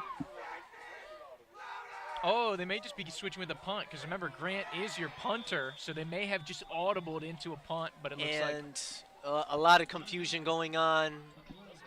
Coach Cully didn't like what he was seeing, so unfortunately that leads to them calling their first timeout of the second half with 7:46 to go here in the 3rd quarter. Yeah, selfishly, I would have been interested to see what kind of they did there, because it looks like they had the offensive play calling set. Grant, coach is like, hey, if you like what you look, go for it. But at the same time, you have to be aware of the play clock is ticking. So I think there was a side of him and the team saying, we want to go for it, we want to get this going. But that's what I think was part of the confusion. They audibled into the punt since he does do the punting. And so in this switch of the formation, that's where the confusion kind of arose. And then coach is like, hey, we got to get this out, get it back to our defense. Let them do what they've done now twice consecutively. There's a high snap, and it's a quarterback keeper. Oh! That's going to be George Grant on the carry. Does he have enough for the first down? That's going to be enough. And he's got it. First down. Marauders. Hey-oh. Fakes the punt, and he takes it just outside to the corner, running out of bounds at their own 35. 1st and 10 for Maclay, with 3 receivers lined up, 1 runner in the backfield, 4. Man in motion. The ball is handed off, gets 1 block, still on his feet and moving. Brought down by 2 Bulldogs. That was Blake Brannon. Looks like tackles made. It looks like number 35 at the scene first. That is Dante Green on the stop. Gain of 1, 2nd down, 9 yards to go. 7:13 to go in the 3rd quarter. The snap.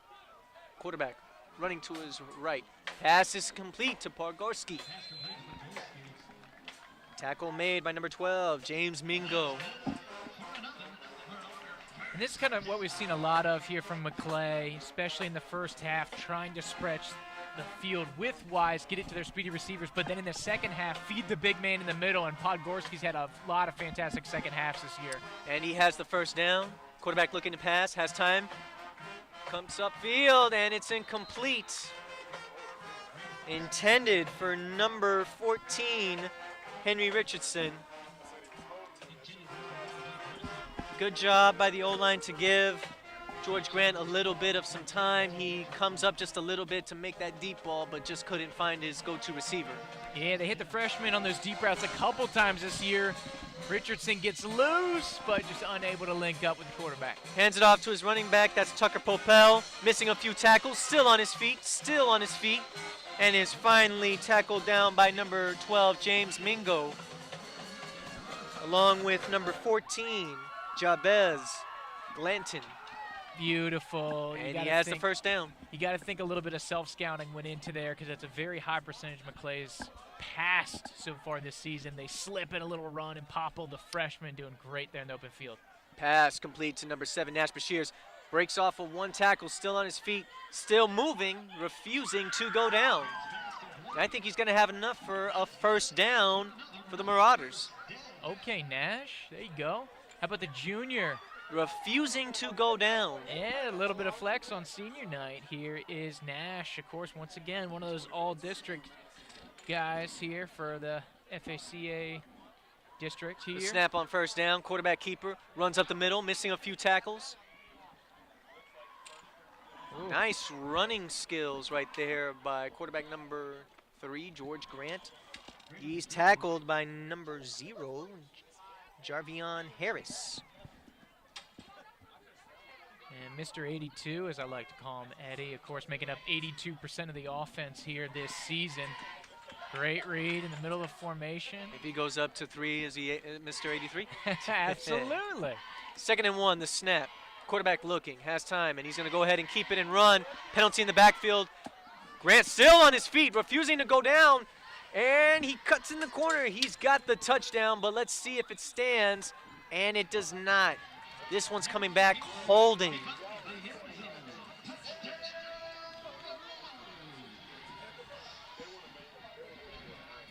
So this one's probably going to come back, like you said, Eddie. Yeah. That's probably why the running lane was a little large that way. Absolutely. You hate to see such a good play like that just destroyed. So, Eddie, playoff conversations we've been having all night. How about a little bit of fun going on the south side now? Yeah, we just got some score updates. Madison County still winning that one in the 3rd quarter, but it's 24-21 over the Rickards Raiders. Vernon has now found their way back and leads FAMU DRS 22-20. The snap. Pass was complete to number 27, Tucker Popel. And now that brings up 3rd down, finds his way past the original line of scrimmage, so about 3rd and maybe 8 yards to go, possibly 7. That is the 2nd time Popple's about a pair of shoestrings away from snap to making the quarterback, touchdown. has time. Throwing downfield. Incomplete, overthrows it.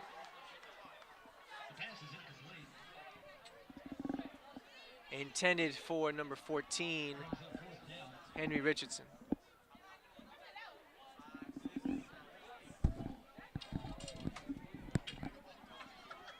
So 4th down and about maybe 7 or 8 yards to go, decision time. Will Maclay go for it? And it looks like they are going to take their chances with 4 receivers lined up and a running back in the backfield alongside quarterback Grant. The snap. Quarterback has time. Quarterback has protection. He's going to throw one downfield. Pass is nearly complete, but falls incomplete. Intended for number 7, Nash Bashirs. And that results in turnover on downs. It'll be 1st and 10 for the Taylor County Bulldogs. Almost able to get that one complete Almost. there. Jabez Glanton, the freshman DB for Taylor County, able to make it really difficult here for Bashirs. And so just want to go back to Taylor County as the offense is a little bit of a dry spell here to start the second half. So far Maclay did a fantastic job making the key stops to force a punt on the last series for Taylor County. And with 4:35 to go in the third quarter, here come the Bulldogs at 1st and 10. Snap to Hamilton, fakes the handoff. He's going to be a quarterback keeper, runs up the middle, good footwork. And he's met by a host of Marauders. Maybe a gain of 3 yards on the play. Second down coming up.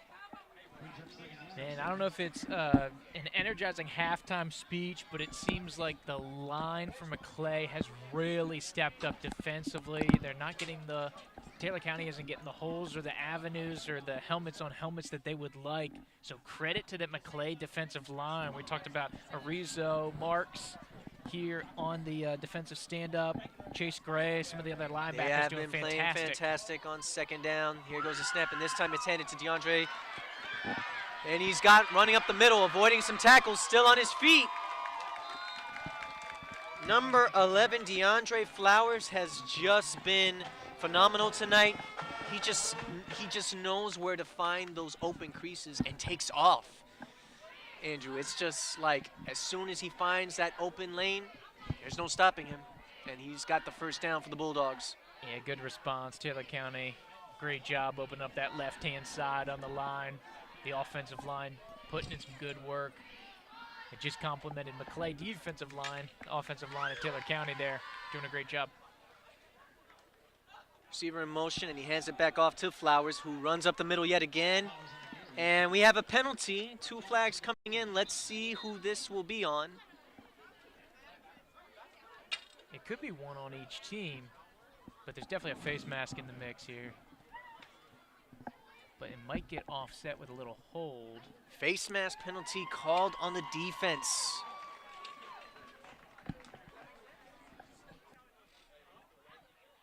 That'll be the second penalty, I want to say, for Maclay in the second half. That's a rough one right there, and that'll be an automatic first down for the Bulldogs, which moves them further into Maclay territory, just close to the Marauders' 25. There goes the snap on first down. Quick pass is incomplete. Oh, maybe though. And it is an incomplete pass. I thought for a second too that may have been backwards, but the head official ruled incomplete. Pass was intended for number 3, Baylor Johnson. He's had a few good looks tonight for the Bulldogs. Had some flashbacks to an NFL game I was watching over the weekend, Eddie. It's really hard to tell what's a catch anymore. Putting back in the range of motion, did he control it? Did he fumble it before he was in possession? And this one, they're leaving it simple. They said he did not possess it, didn't make a move, as they like to say, so second down and long. Second down, 10 yards to go for the Bulldogs. The snap to Hamilton, and he hands it off to his go-to, DeAndre Flowers, running up the middle, and he's met by a few Marauders on that one. Let's see. Leading at the stop, number 4, Rollins Miller, along with several others. Yeah, usual suspects in the middle there. Rizzo, Marks, and I think maybe a Rowe. And now we have a third down, 6 yards to go. Can the Marauders get a stop? Clock is ticking here in the third quarter, 2:32, 2:31. This may be 4-down territory here for Taylor County, so don't be surprised if run is on the table here. Oh, no doubt about it. Last game of the season, for sure. Receiver in motion, snap to Hamilton, and he hands it off to Flowers, looking to run out the outside, and he's dragged by number 9. That is Nathan Lilly on the stop, and that's going to bring up fourth down, gain of about maybe 2 on that one. So now, like you mentioned earlier, 4-down territory. Let's see what the Bulldogs are going to do. Earlier, the Maclay Marauders couldn't convert on 4th down, and now it seems Taylor County has it in their mind to go for it as well. Some big bodies coming in the field here. Mad Metcalf, Kamari Jackson, the nose guard, the lineman. It looks like they're going to go the power package, but instead of McCoy, because he's hurt, it's going to be Tracy Abercrombie. It's going to take the direct snap. Abercrombie has it. Breaks off one tackle, still fighting. Does he have enough? It's going to be close, but it looks like he does. And he's got it. Bulldogs convert on 4th down. So the power package has been successful when they go to that heavy, I don't want to say jumbo personnel, but it's weird the way they use it with the Wildcat. But unfortunately, I think that shows you that McCoy is definitely a little dinged up here, number 5 for Taylor County. 1st and 10 with 1 minute to go in the 3rd quarter. Snap to Hamilton, and he hands it off to Flowers, who runs up the middle. He has an open lane, and he's brought down from behind. Looking to see who is on the stop right there. That is, looks like that's number 6, Davis Malone. First time we call his name out here tonight. Yeah, and this will be the last play of the quarter, most likely. It has been a crazy fast moving ball game. Definitely. It took us less than an hour clock time to get to a 21-21 halftime break. Nobody scored here in the 3rd. Maclay hoping to keep it that way. Here it is, the snap on 2nd down. Hands it off to DeAndre Flowers. He runs it up the middle. Touchdown, Bulldogs.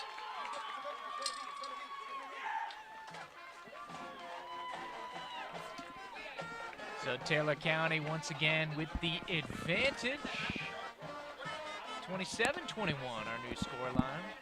Interestingly enough, been a back and forth affair, Eddie, but Maclay yet to lead here tonight. Yes, that has been another story in this one.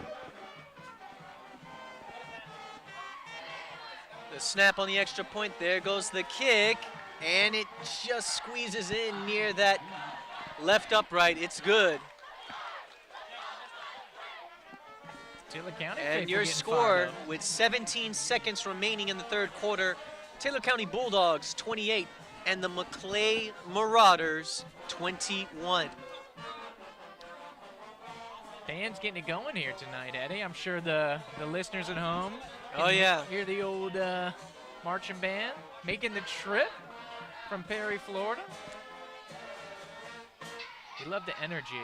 It's interesting when they choose to play, because in the state of Georgia, there are regulations on when the band can play. But in Florida, if they wanted to, by letter of the law, during gameplay, they could play. We had that conversation a while back, the differences of high school ball here in Florida and in Georgia. And, ladies and gentlemen, I said this a while back, make no mistake, we love football here in the state of Florida, but up there, that's religion. Indeed, it's a you would say we're more laid back down here in the good old sunshine state of oranges as opposed to the one with peaches. I don't know about laid back, but it's definitely a couple different conversations going on. Don't get me rolling here, Eddie. I want to talk playoff points. And there goes another swift kick, taking a good bounce, having a tough time with ball control and miscommunication. Looks like that was Tucker Popel who recovered it, but kind of tripped over his own teammate. But Maclay will take over just around their own 30-yard line. A near, almost disaster play right there, Andrew. Kind of got nervous for the return team on that one. That's the beauty of the squib kick, man. People sleep on it, but it does cause problems here for the return team. I'm trying to find that John Paul II score line, which makes things really interesting here in this region. 1st and 10, the snap, high snap to George Grant, and he hands it off to his running back. Fumble on the play. Ball is on the ground.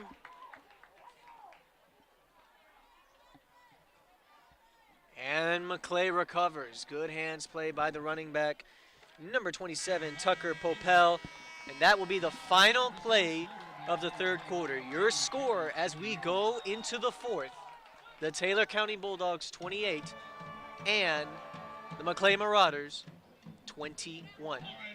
You ready for some advertisements here, Eddie? Yes. Let us Cue recognize Let's go. our sponsors. The Marauder Shield sponsors Brown's Refrigeration Commercial, established 1961.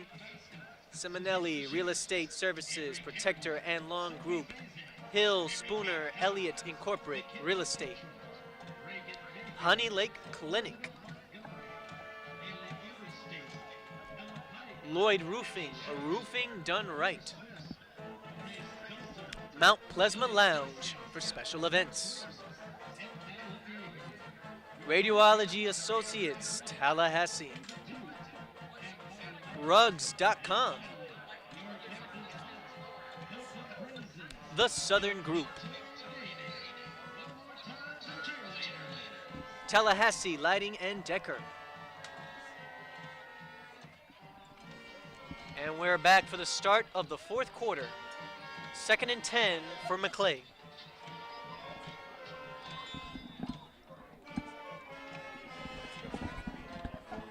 The snap to the quarterback. Looking, has time, has protection. Finds his receiver, Nash Bashirs.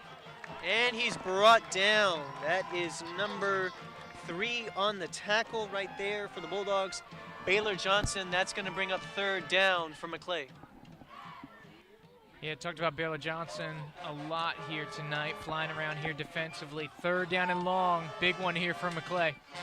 The snap on 3rd down. Grant looking, avoids pressure, still on his feet, and he's going to be sacked.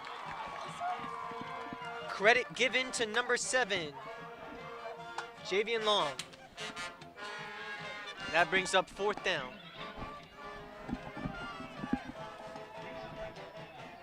Probably going to see him punted away here, Eddie, going out on a limb. I would imagine that's the safest thing to do right now. Still early in the fourth quarter, 11 minutes to go. We'll see if the Maclay defense can get the ball back.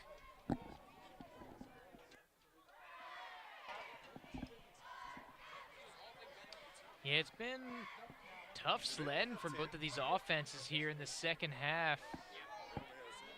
Seemed pretty, it looked effortless. Obviously a lot of work involved there, right? But a lot more difficult to get things going, both teams offensively here in the second half.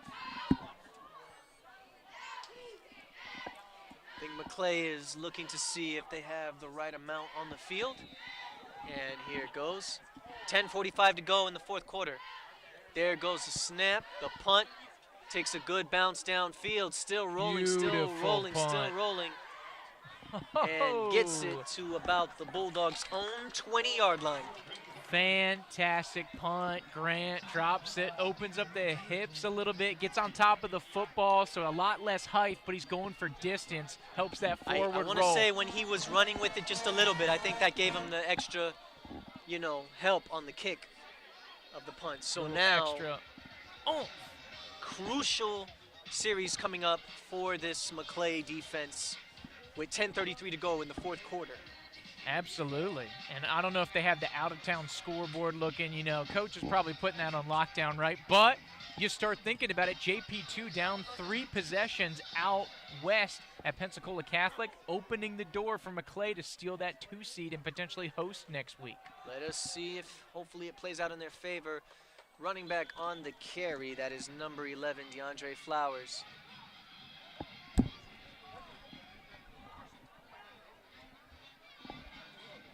Because, of course, it is a tangible margin, only about 3.3 points in the FHSA ranking separating Maclay from St. John Paul II. And due to the rule change a couple years ago, a district championship does not guarantee you a home game. So even as a runner-up in their district, Maclay could slide on in, Eddie. Yeah, absolutely. You gotta love Second the down, storylines. 5 yards to go. Clock is ticking now with 9:55 to go. Snap to Hamilton, high snap, and he hands it back up to Flowers. Flowers avoiding some tackles, follows one of his blockers, still on his feet, and is finally brought down. There is a penalty on the play. Let's see what this will be.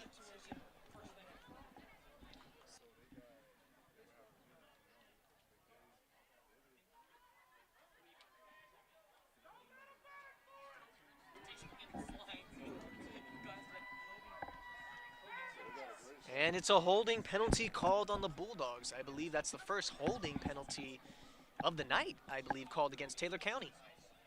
Hey, you got to like this time of year. Usually things start to clean up a little bit, a little less penalties.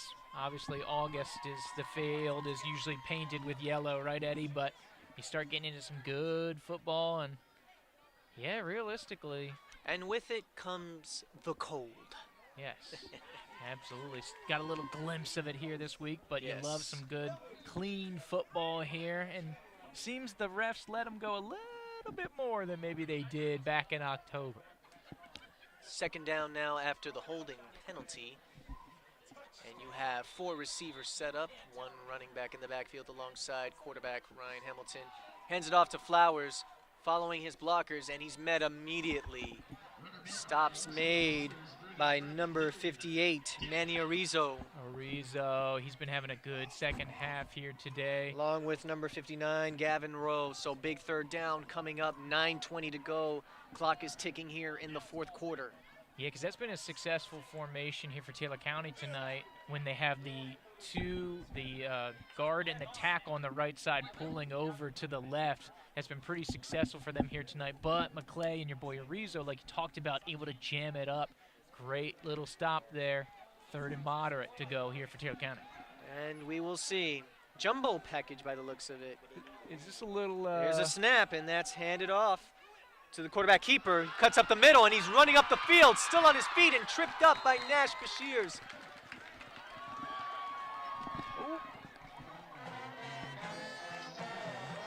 Amber Crombie. Amber Crombie, yeah, man. Crombie on the keeper. That's your and boy. he's got enough for the first down. Passes midfield going into Marauders territory. 8:37 to go in the 4th quarter. Time is ticking. Yeah, and Clay needing a big stop. Coach Ellis, of course, the offensive mastermind behind Taylor County, is going to the well with that one. That's probably the 3rd or 4th time. We saw McCoy run it in the first half. Obviously, he's dinged up. Amber Crombie's been running it since the injury, but that has been so hard to stop. That kind of wildcat jumbo package hybrid has been really successful for the Bulldogs. Looks like they're setting up in the same formation again on first down. And a whistle. A timeout was called by Taylor County. That'll be their first one of the second half here with 8:05 to go. Yeah, play clock was really creeping down, so I think Coach Metcalf says, hey, we need to preserve the 5 yards here. I'll eat the timeout with us up 7 points at the moment. While Maclay needs to get some stops going, try to get the ball back for one more chance of tying this game. Indeed, checking on some area scores. Madison County adds a field goal. They're up 6 on Rickards right now. Vernon gets a touchdown. They're now up 10 on the Baby Rattlers. Bradford up 35-0 over Suwannee. And that Florida High holding on to what's a close one over there in Southwood, 24-16 on Lincoln. Absolutely. Of course, those are 2 probably of the top 3 teams here in our North Florida coverage range when you talk about Lincoln and Florida High. Good classic going on there. Way to end the season for them. Fumble on the play, and it's recovered. A loss of about 1 on the play. Good hands play by one of the linemen right there. Kamari Jackson, first time he gets to run with the ball tonight, but loses a yard or 2. So second down and about 11 yards to go. Was that a fumble or was that a variation of the direct snap? I think the snap was intended for someone else, and it just somehow went to him instead. That was fun. I like to see big guys running with the football. Oh, yeah, it's a rarity that we find in college and NFL. Back to normal formation. Hamilton back in a quarterback. Second down long, the snap, and it's going to be handed off to Flowers, who cuts up the middle, but he's met immediately by a host of Marauders. They say not this time. Gain of about 1 yard on the play, or no gain. So now, 3rd and 11 coming up.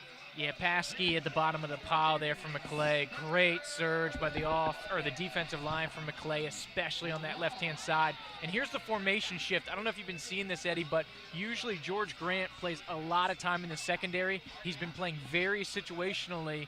We've seen Popo come in for him, but on 3rd downs and obvious passing situations, we do see Grant, who we know is a coverage mastermind. And so he's going to be on this right-hand side. The snap on 3rd down. Quarterback running to his right, escapes pressure, nearly avoids a sack, finds a receiver, and it's incomplete. Pass was intended to number 15, Ethan Tootin. And that's going to bring up the punt unit. A big stop achieved by the Maclay defense.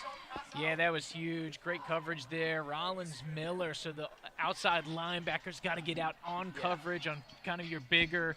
Basically, he's operating as like a flex tight end right in the middle of that formation. Your outside linebacker gets in coverage. Great job. Incomplete pass, set up 4th and long. I also noticed, too, with that incomplete pass, it stops the clock for the moment. 6:27 to go in the 4th quarter. Plenty of time for Maclay. The snap, and there goes the punt. Woo! They've been close 3 times now. Of almost blocking, and that looks like that's going to be rolled out of bounds just inside Maclay's own 25 to about the 27-yard line. I'm telling you, if Bashirs gets a couple more cracks at it, Eddie, he might get a finger or two on one of these punts. He's been close now 2 or 3 times. The all-district man getting after it. 1st and 10. George Grant coming out.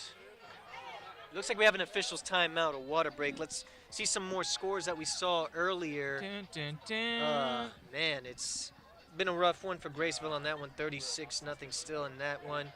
Sneeds up 28-14 at the half. No further updates from Bozeman. St. John Paul Catholic 2, aka JP2, down 21-0 to Pensacola Catholic. A close one at Bobby Benson Field. New Smyrna Beach still leading the Leon Lions, 34-27 in the 4th quarter. And here comes the Marauders offense led by quarterback number 3, George Grant. 1st and 10, 6:18 remaining in the game. The snap on 1st down. Quarterback's looking. Pass is complete. Avoids 1 tackle, still on his feet. That is number 2, Blake Brannon. Good job to secure the ball and make his way downfield, and he's going to have enough for the 1st down Marauders. Yeah, and you look at the scoreboard, watch, another score that sticks out to you, pace up 21-0 on Lafayette. So what that does is going to be making it very difficult for your Childs and Leons of the world. The first snap on 1st down. Pressure in the backfield. Quarterback George Grant is going to be met in the backfield. That is number 58, Madden Metcalf. Loss of about 1 yard on there. 2nd down, 11. 5:37, 5:36. Clock is ticking. The snap. Quarterback looking, has time. Pass is incomplete. Dropped ball intended for number 14, Henry Richardson, and a big crucial 3rd down coming up for Maclay. Yeah, freshman almost able to get underneath of that one. And some good pressure being put on there. But we've seen both of these offenses typically struggle with 3rd down and long, as most teams do, right? There goes the snap. Quarterback running to his right, looking downfield. Has a receiver, caught ball. Oh! That's Ezekiel Podgorski, and he's going to have enough for the 1st down, Maclay Marauders. And that stops the clock briefly, like college football. When you convert on 3rd down and you get the 1st down, the clock does stop, but just for a small moment of time. Absolutely. And now it's running, 1st and 10. There goes the snap. Quarterback George Grant has time, has protection. Running to his right, looking downfield. Throws it. Almost. Is it intercepted or is it incomplete? He was out of bounds. That one was for the fans. I thought Nathan Lilly was going to try to catch that one and play it off like he was in play, but of course the man in the secondary lets it go. The interception caught out of bounds. Now that stops the clock. 4:59 to go. 2nd down, 10 for Maclay. Talk about the playoff picture. Final out east. Bradford takes down Swanee 35-3. That'll be a shakeup in the 2S classification. Has a receiver, that's Nash Bashirs, and he's looking to run back up the middle. Avoids 1 tackle. Still running downfield, finding blockers. He's going to have the 1st down. Looks like he was also directing traffic. Good job to come back for the ball. Direct some of his teammates to block for him to get the first down. The clock is running now on first down. Yeah, Bashir's Player been in motion, pass to Popel is complete. Still on his feet, still running downfield.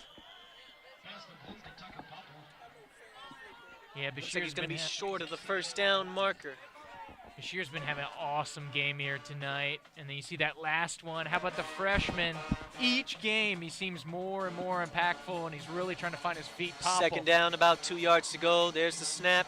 Fakes the handoff and trips on his own in the backfield.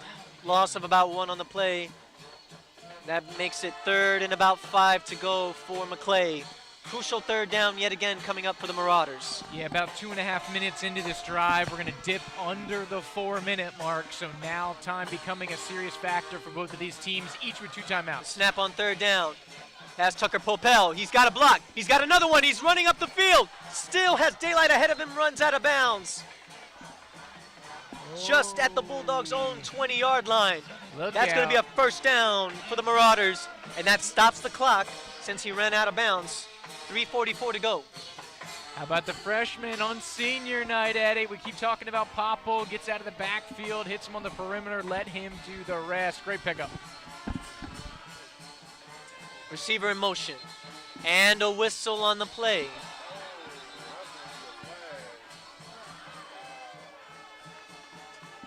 And it looks like there's an offsides penalty. Really? Yes, one of these referees I saw right here on the far side indicates offsides. Yep, we have an offsides penalty on the defense, so now the 1st and 10 becomes 1st and 5 with 3:43 to go in the game.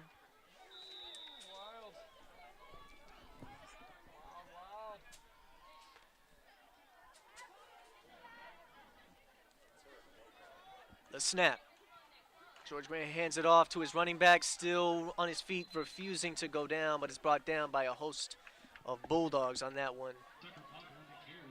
Tucker Popel on the carry for the Marauders. No gain on the play, makes it 2nd and 5.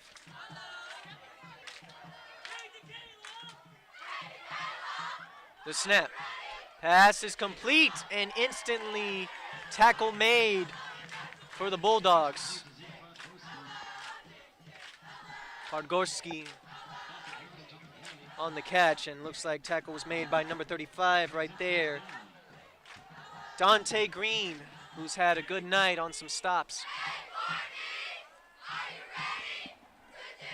3rd and 7 for the Marauders. The snap to Grant, looking, has time, has protection, has an open man, that is Tucker Popel.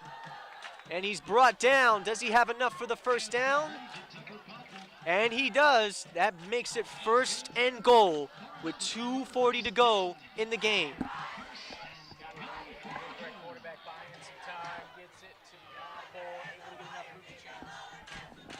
The snap to Grant. He's looking. Quick pass. Caught ball. He's got it. Touchdown, Marauders. None other than Nash Bashirs. George Grant finds his go-to guy for the night. And the Marauders are an extra point away from tying the game. Getting that finish that we wanted, Eddie. Here we go.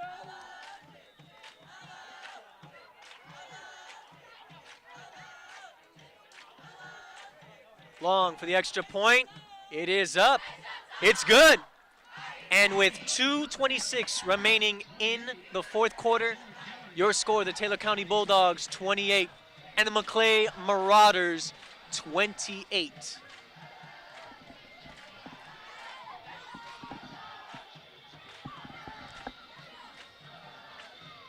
I tell you, Andrew, man, this has been quite the back and forth battle tonight.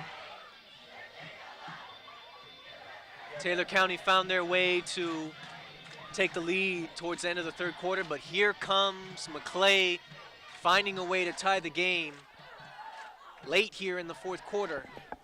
Now let's see if the defense can make another stop coming up and get the ball back. Help the kickers too. A lot of things that you kind of maybe overrate or and some things you maybe not put enough stake in here, Eddie, or kind of overrate is how about these kickers? 8 for 8 on extra points. You know, They've been perfect. A missed They have extra been point perfect. would have been the difference here Yeah. tonight. Now, there's been some close calls on extra points.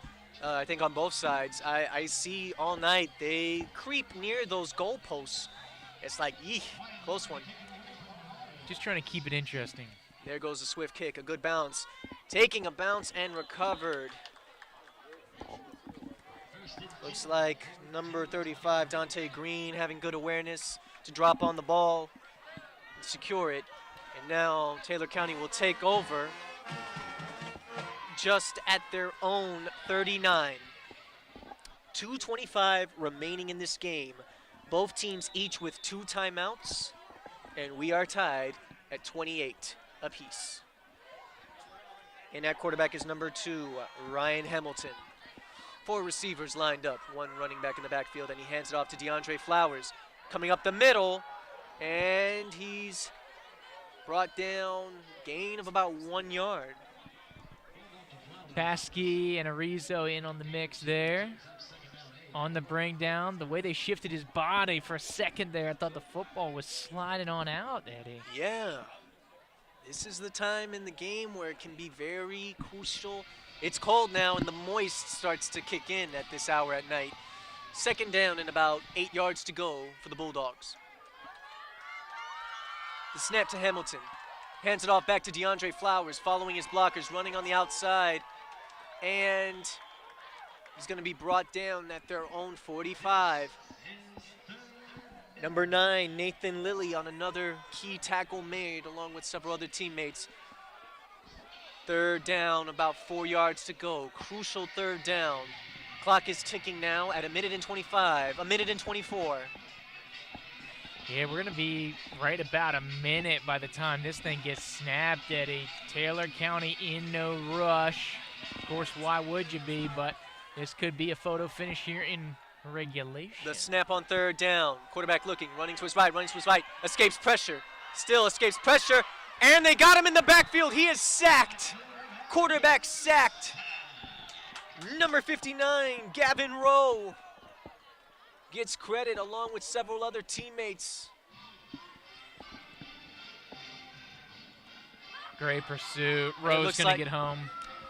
And it looks like Maclay go ahead and calls one of their timeouts, leaving them with 1 here in the fourth quarter. 58.8 seconds.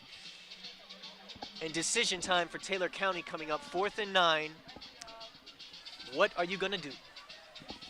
Probably going to punt it away, right? But this is what we talked about, or what we were thinking on that first half, the way the offenses were rolling. We were thinking the last team with the football is probably going to win the football game here. And looking like it might just work that way here, Eddie. Of course, 58.8 seconds going right now, and Maclay, as long as nothing wild happens here and Taylor County doesn't fake it. Yes, number 81 setting up to punt for Taylor County. 58 seconds remaining in the game. Looks like number 7 out to return, Nash Bashirs. He's had an amazing night. Let's see how this one's gonna end. The snap, high snap, controlled by the punter, takes his time. There goes the punt. And it takes a good bounce. Time is also ticking. And it's gonna be down just around Maclay's own, looks like the 16-yard line with 48 seconds to go in the game. Yeah, this is kind of a wild situation here, Eddie, because obviously your first thought, let's get down the field and score. But if you're pressing it too much and you slip up and maybe there's a turnover, Taylor County's right on the doorstep here, so you got to be careful with the football because you can always take it to overtime and handle business there. Let's see how the Marauders are going to do with this one in 48 seconds to go. The snap on first down. Grant looking, has a quick pass complete to number 14, Henry Richardson. Still fighting, refusing to go down.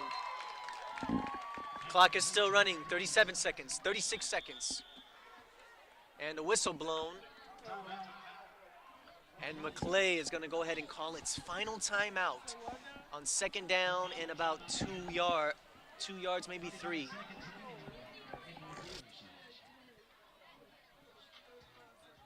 Dun, dun, dun. The plot thickens here, Eddie.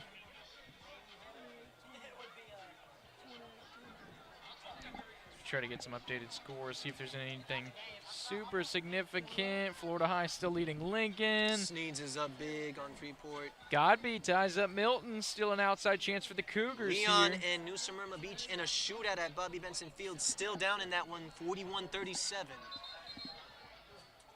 Nothing else super wild, but we know those points are going to be jumping about here as we come up on some of these final whistles.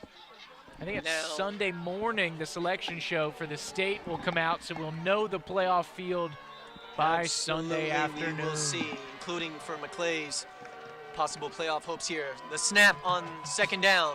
Grant running to his left, has a receiver, but overthrows his guy. Pass is incomplete. That stops the clock at 29.4 seconds here in the fourth quarter. 3rd and 3 coming up for Maclay. Big, crucial third down on both sides of the ball. Now Taylor County has 2 timeouts. Right, so even if Maclay was thinking, hey, let's run it, if we pick something up, we'll keep it going, but if they get stopped, Taylor County can still shut it down with that timeout. There's the snap to Grant. He's looking, has time, has protection, avoids pressure, avoids a sack. He's running. Throws downfield. Tipped and intercepted. Ball is tipped and intercepted. He was throwing it to number 27, Popel, and he had Nash Bashirs in the area, but the ball was tipped twice and intercepted by number 14, Jabez Galton. And now Taylor County with 2 timeouts, 16.7 seconds. Probably has enough for maybe 1 or 2 plays at most. But with the 2 timeouts, you can throw in the middle of the field, so the way they've been stretching things horizontally, making Maclay cover the whole field. Big decision making coming up for Taylor County here with 16 seconds.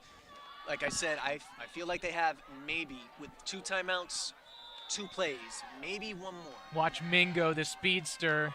Here it is. Here on the near side. Snap to Hamilton. He's looking. Pressure. Throwing it downfield. Incomplete. That one was going to be a battle between number 14, Henry Richardson, and James Mingo, and that stops the clock at 10.2. 6 seconds lost in that one.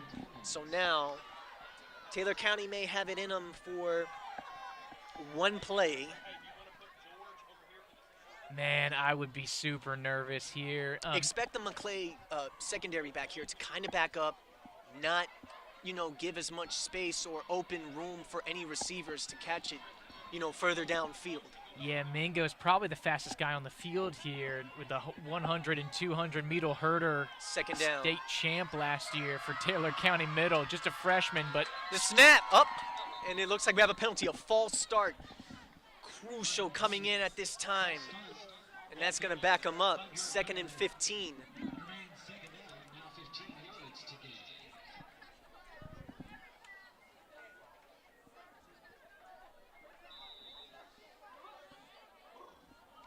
So, of course, with the clock stopped, no runoff or anything there. 2nd and 15. Taylor County just around their own 34-yard line. Maclay with 3 defenders in the secondary here in the backfield. Quarterback is number 2, Ryan Hamilton. The snap on 2nd and long. Clock is running down to 8 seconds. He has one of his receivers caught ball, running up the middle, passing midfield, still on his feet, and is tackled out of bounds.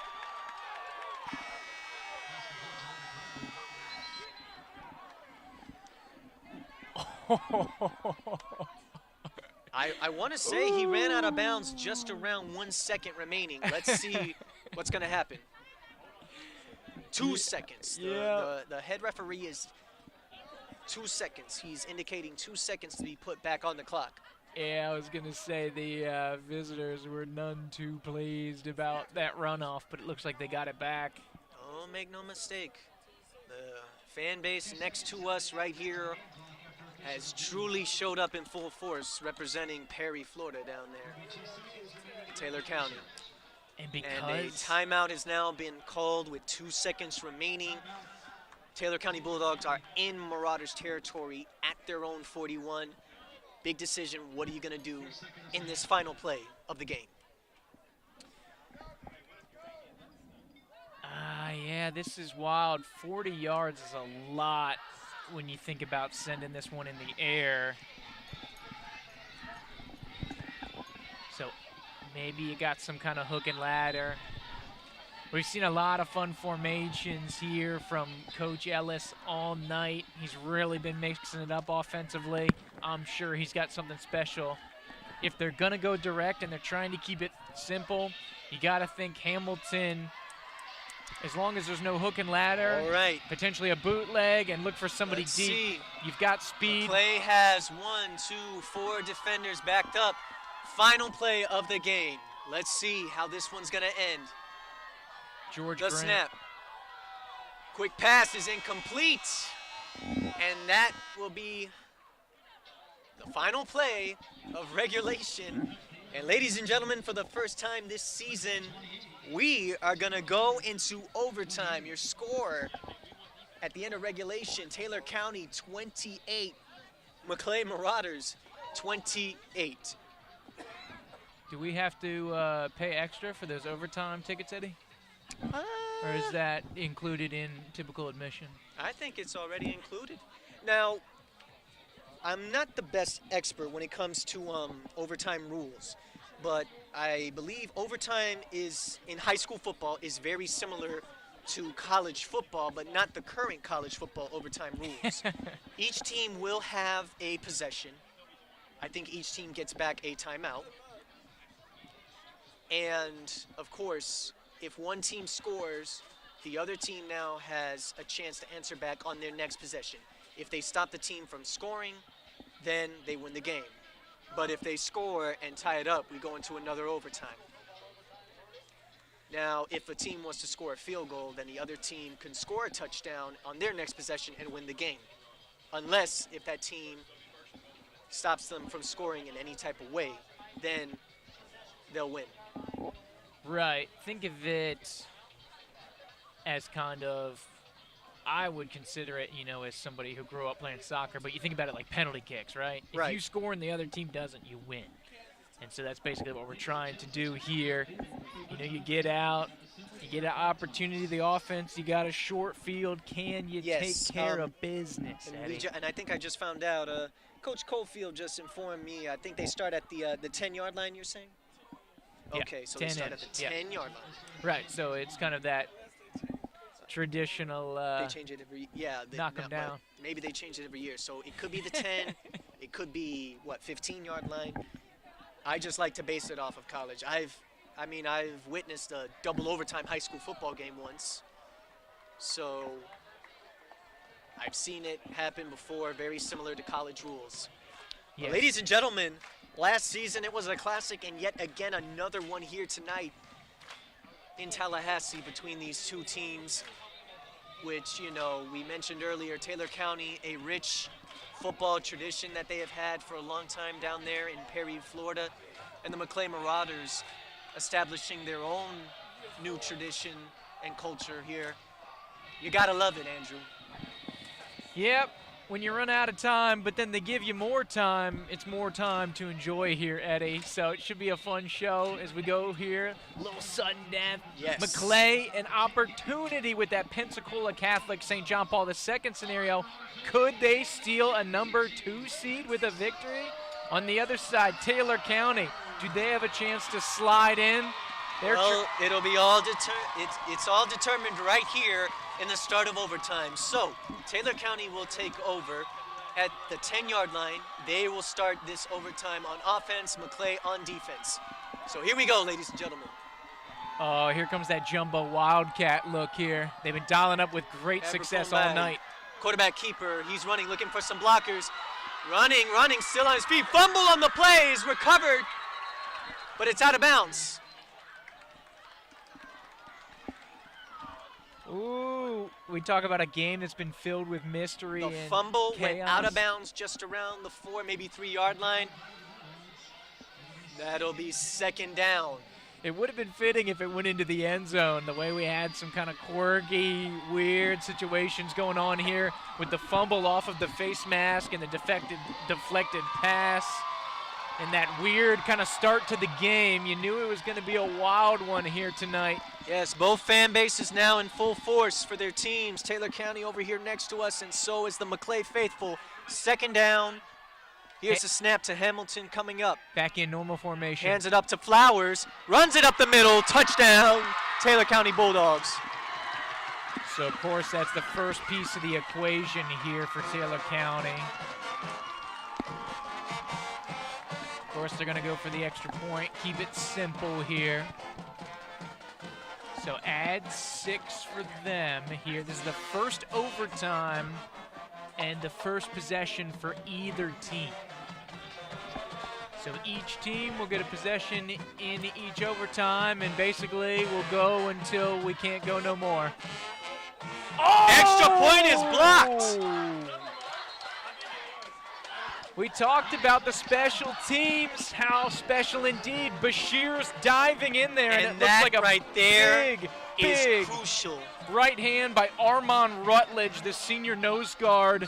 That could be the difference in the ball game. And we talked about the kickers on the extra points. Yes, and how all night long, both sides of the ball, they've had chances where it's almost been blocked. And here comes Maclay's special teams coming through. So now the overtime rules in this one change just a little bit.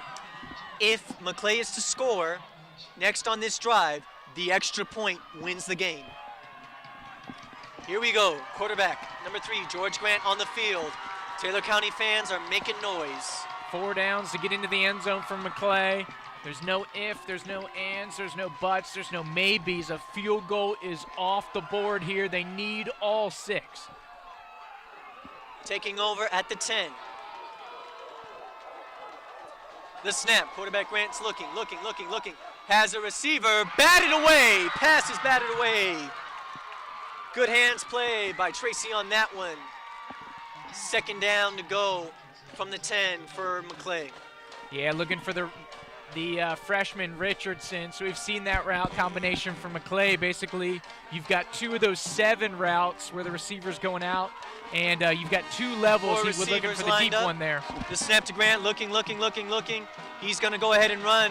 Penalty flags coming up. Has Nash Bashirs, but he steps out of bounds, so let's see what this flag is for. Maybe a defensive holding with the area that flag's in. We shall see. This is a big, crucial penalty coming up for both sides.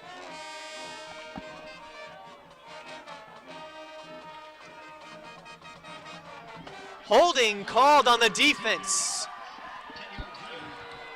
That's going to move them pretty close, half a distance to the goal. And is that an automatic first down? No.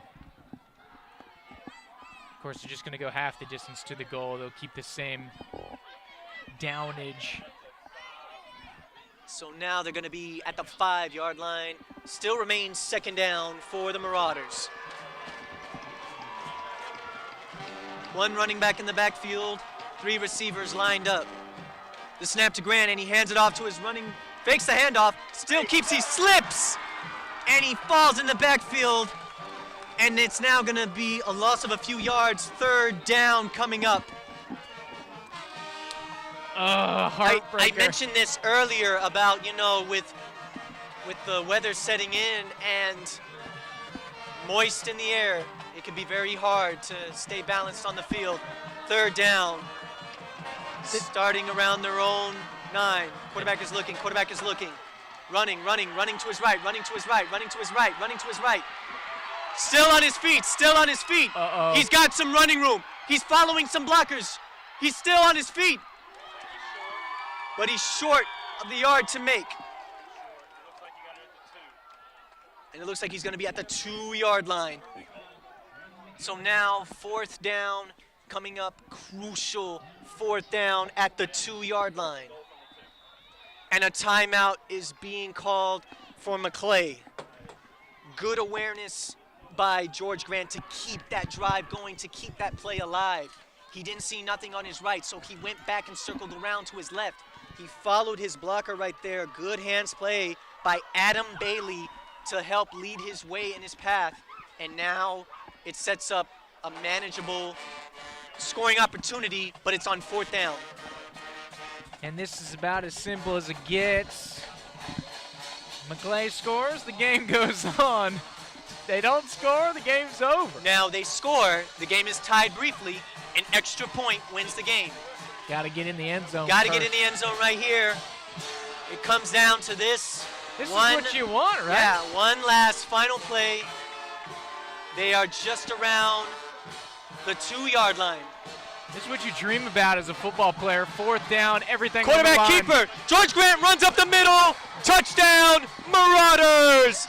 And now all it is an extra point needed. Ooh, and how big was that? Now this is block? the crucial one right here. Maclay makes this extra point. The game is over. Any type of miss, we go into another overtime.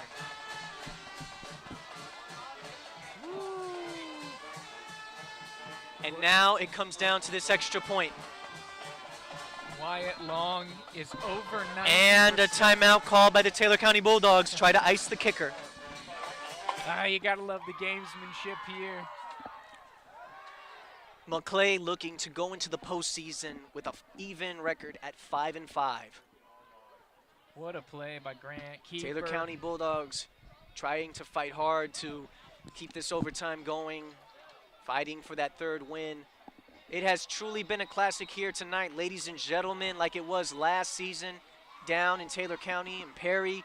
And up here in Tallahassee, it has truly become one for the ages, and definitely will be talked about.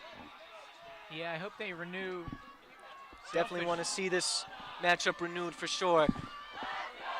For the win, Wyatt Long for the extra point. The snap. The kick is up. It's through the uprights. It's good. Marauders win it in overtime. On senior night, final home game of the regular season, the Maclay Marauders win this one in an overtime classic. Final score, Taylor County Bulldogs 34 and the Maclay Marauders 35. What a fun night for football we just witnessed. To all of our viewers, I hope you were able to catch that one and stayed with us throughout this overtime excitement that we've had. And a great hard-fought effort and battle by both teams. Both are definitely need to feel proud for themselves. This one was just fantastic. Good hands, good job by George Grant to keep this overtime drive alive. When all hope seemed lost, he found his way back, into some daylight, which led to the scoring drive to briefly tie the game and to set up the game-winning extra point. Yeah, and credit to the offensive staff and kind of the play calls there. You've got an all-or-nothing situation. What are you going to do? You feed it to the big dog. And because that's how you got here, and that's how they finished strong. They said, Grant, we're going to run it. There was a little bit of a chaotic play previously where he's scrambling about. He's like, we're not going to mess around. We're going to go direct. QB keeper to the right. Do your thing, George Grant. He was able to cash it in. And then shout out to Wyatt Long, who, of course, had a great season. Now, 21 out of 22 on the season for extra points. And look at that. Turns out to be the game-winning hero in tonight's game. Man, I tell you, this, second year play-by-play from Maclay and 4 quarters online, this hands down is the best game that, I've done coverage on this season, and having you alongside even Coach Cofield over here in the behind the scenes. Man, a little respect to the Taylor County Bulldogs, a hard-fought effort towards the end. And they got a lot to be proud of, looking forward to for themselves next season for sure. As for the Maclay Marauders, they finished the season with an even record at 5-5. And now it's just, now we wait to see what it'll be for the Marauders moving forward and how the postseason picture is going to look. Yeah, absolutely. Obviously, with the result that we talked about, been talking about it all night with St. John Paul II, looking like they're going to fall to one of the big powers out there, Pensacola Catholic out west, 21-0 being the last score recorded there. Yes. You could see a situation. I don't think Maclay will jump into the 2 seed based on the different metrics that they've gone through, but they've given themselves a chance, and if you can start hosting in the postseason, you never know what can happen, man. And Get invited to the party. See if you can keep dancing. Oh, absolutely. And, man, I would love to have this team have a home playoff game at least to start the playoff, at least at home, and get the journey to where, you want a rematch with NFC and want to pursue more moving forward. A couple other scores in the local area, a couple final scores as well, and several that, have yet to be updated. So checking out some right now. Lafayette was down 28-0 to Pace. Sneed's really much running away with this one against Freeport, 50-22. Walton dominating Northview, 54-14. So it looks like Walton's going to hold on to that first overall seed. Yeah, Sneed's is probably going to stay into that conversation that you've got them. So with the big victory for Sneed's, they could be jumping up into the conversation of maybe hosting the first-round playoff Last game. score update we got, second quarter was tied between Godby and Milton, 7-7. And then, of course, Godby with the victory could potentially sneak in. There's an opportunity for them to jump Mariana if Godby is able to take down Milton. Bozeman was up 21-7, the last update we got on that one. Bluntstown Tigers and Chipley Tigers, 26-20 Chipley. That one was a close one last we saw in the third quarter. North Bayhaven running the tables against Arnold, 34-0. That could be a big shakeup here when you talk about Chipley Bluntstown in that Region 1 rural. Chipley going at it, potentially opportunity to steal a hosting bid there. It seems that Gadsden County was well on their way to winning that one. Last update we had was 42-0 against Gateway down there in Kissimmee. Final score, Madison County, a little struggle with the Rickards Raiders, but wins 34-21. Swanee loses a rough one to Bradford, 35-3. So that opens the door with the Swanee loss. Of course, that opens up that for Gadsden County to jump them in the standings, potentially match them up with somebody along the lines of Pensacola Catholic, and avoid a rematch with Florida High, which I think that is something they want to go down the road in the Rickards-Madison County game. Madison County will now all but lock up that #1 overall seed in Region 3 of 1R, so they should have the first round bye. They should be good. And that loss for Rickards, contrarily, should shut down the Cinderella chance for them to sneak into the playoffs, so it's very unlikely that they will jump up in. We have a couple more final scores. Florida High winning a close one, 24-22 against Lincoln. So Florida High could jump into that #1 overall seed. Lincoln still looking like a hosting team with the district championship, but it does not look like Lincoln will be that #1 or that #2 overall seed. Cottondale wins 44-6. Vermin beats FAMU DRS 30-20. Childs wins big against Sun Lake 44-13. Leon Lions finish with their 6th win of the season, 45-41 over New Smyrna Beach. So this is going to open the door for either Charles or Leon to jump into the playoff picture. Of course, you have to check out some of those other squads that you have going on Creekside. We're going to take a moment. It looks like we're going to be joined here with our very own Mark Adams and Coach Cully coming off of an amazing, thrilling victory. So we're going to turn over the mics to these gentlemen. So, Coach, go ahead and take a breather. Let it go ahead and sink in. Fantastic win. Your guys hung in there all night long. Really just kind of battled back and forth, especially defensively. We're a very, very physical Taylor County Bulldog team. And just to be able to kind of get a win like this on senior night, this is really special. Go ahead and talk to me about it. Yeah, you're right. For the seniors to go out on their home field like this was absolutely amazing. It was a great experience to be a part of. Like you said, Taylor County, they're aggressive. They fight hard.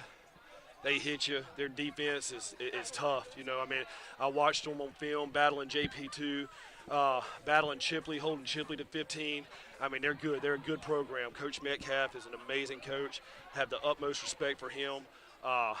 You know, it's a shame as hard as both teams fought there was only one team to come out with victory, but I'm sure heck glad it was us. But no, I'm very proud of our boys. This is a great way to finish the regular season. Hopefully this will give this a little bit of momentum going into the playoffs. You know, we have a week off next week, and we're going to regroup, lick our wounds, and get back at it. Yeah, now, Coach, going down the stretch in the fourth quarter, you guys were down by a score. What did you say to your team as you guys took that offensive possession and really trying to, you know, look at what you can capitalize off of and trying to get your trying to take advantage of some mismatches and some opportunities? I really saw an offense that looked really in sync with each other going down the stretch. What did you say to your team on that final drive? Well, you know, we noticed that they started spying our QB because, George, you got to do that to him. You got to spy the QB. You got to have somebody accountable for him, and they did a really good job adjusting in the second half and having somebody account for him and his feet and his legs. So what we do, we was trying to shorten it up, you know, and call a lot of quick series. Quick series, quarterback just take one step and throw. If it's not there, he's running with it. But we was also putting our running back out in the flats as well because they was doing a good job of him and everybody else up, but they had that middle backer in there spying the quarterback that kind of left our running back open on the swings and the flats.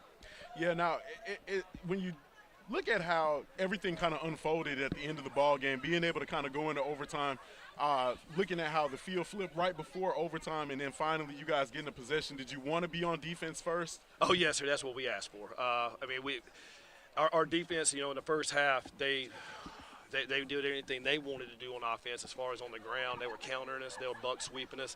They were getting to the edge, and they were eating up the yards. They were eating up the clock. You know, we came in at halftime and made a few adjustments, and I think we did a lot better job the second half on our defensive side of the ball of turning the tables. And so we were confident the way the game was going and how our defense was playing that we wanted to start out on the defensive side. Now, Coach, of course, the blocked field goal, absolutely huge.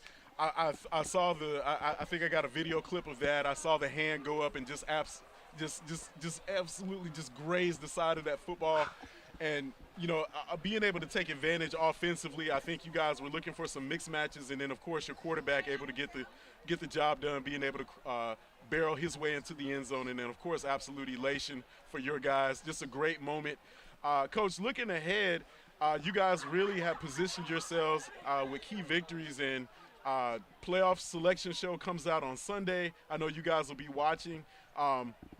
What are your thoughts just about going into the postseason and looking at kind of where you guys stand and where you guys are situated? You know, before this game, we were set to number 3. And I don't know. I know JP2, who we were slated to play before this game. If the game was to end before this, if the season was to end before this game, we were slated to play JP2. Us in the 3rd seed and them in the 2 seed. I don't know what they did at Pensacola Catholic tonight. I hadn't had a chance to look, but I don't think we're going to jump above them. So it would still, even if we did jump above them, they would be 3 and we'd be 2, and we'd be playing JP2. They have an amazing program over there. Coach Hughes in his first year has done a great job. They have a great quarterback in Tremaine Jr., and the guy can do it with his arm. He can do it with his legs. You know, they got this big tree of a defensive end. I don't even know his name. All I know is his number. And I watched them when they played Taylor County a few weeks ago, and he's a menace. So every time you face JP2, you know they're going to be aggressive. I expect they're going to come out and try to play a little bit of man press on us and, you know, try to slow us down. And, you know, they have the cats that can spy and can one-on-one, you know, handle our receivers and handle our QB. We just got to be smart how we attack it, try to attack space and get in space where we can. I do like where we're sitting right now.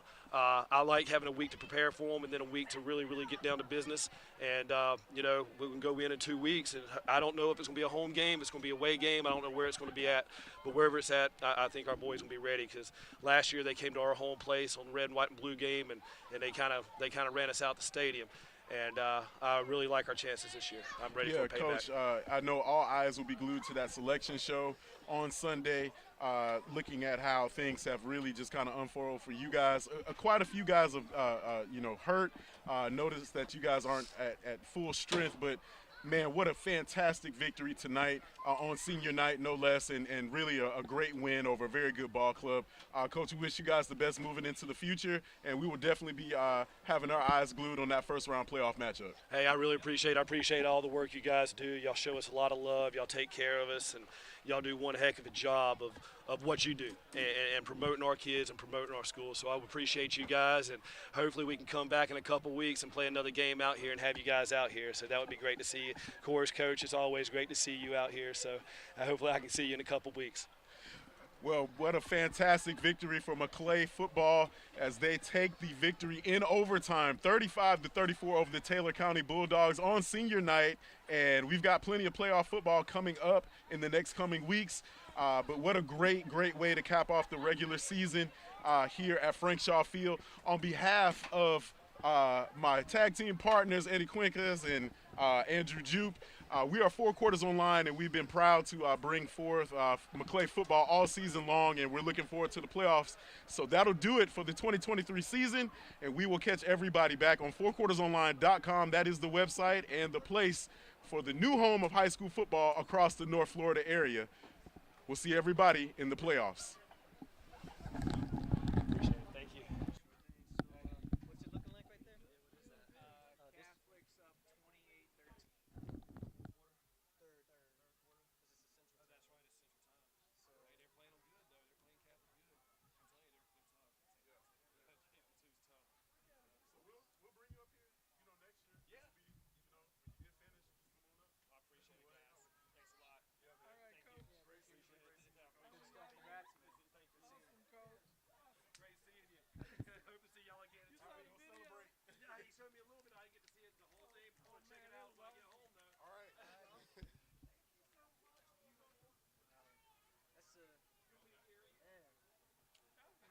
That's like the second best high school overtime game I've ever witnessed. I mean, my squad, my freshman year, we beat Bartow in double overtime. This was a good one. Yeah, man, they got That was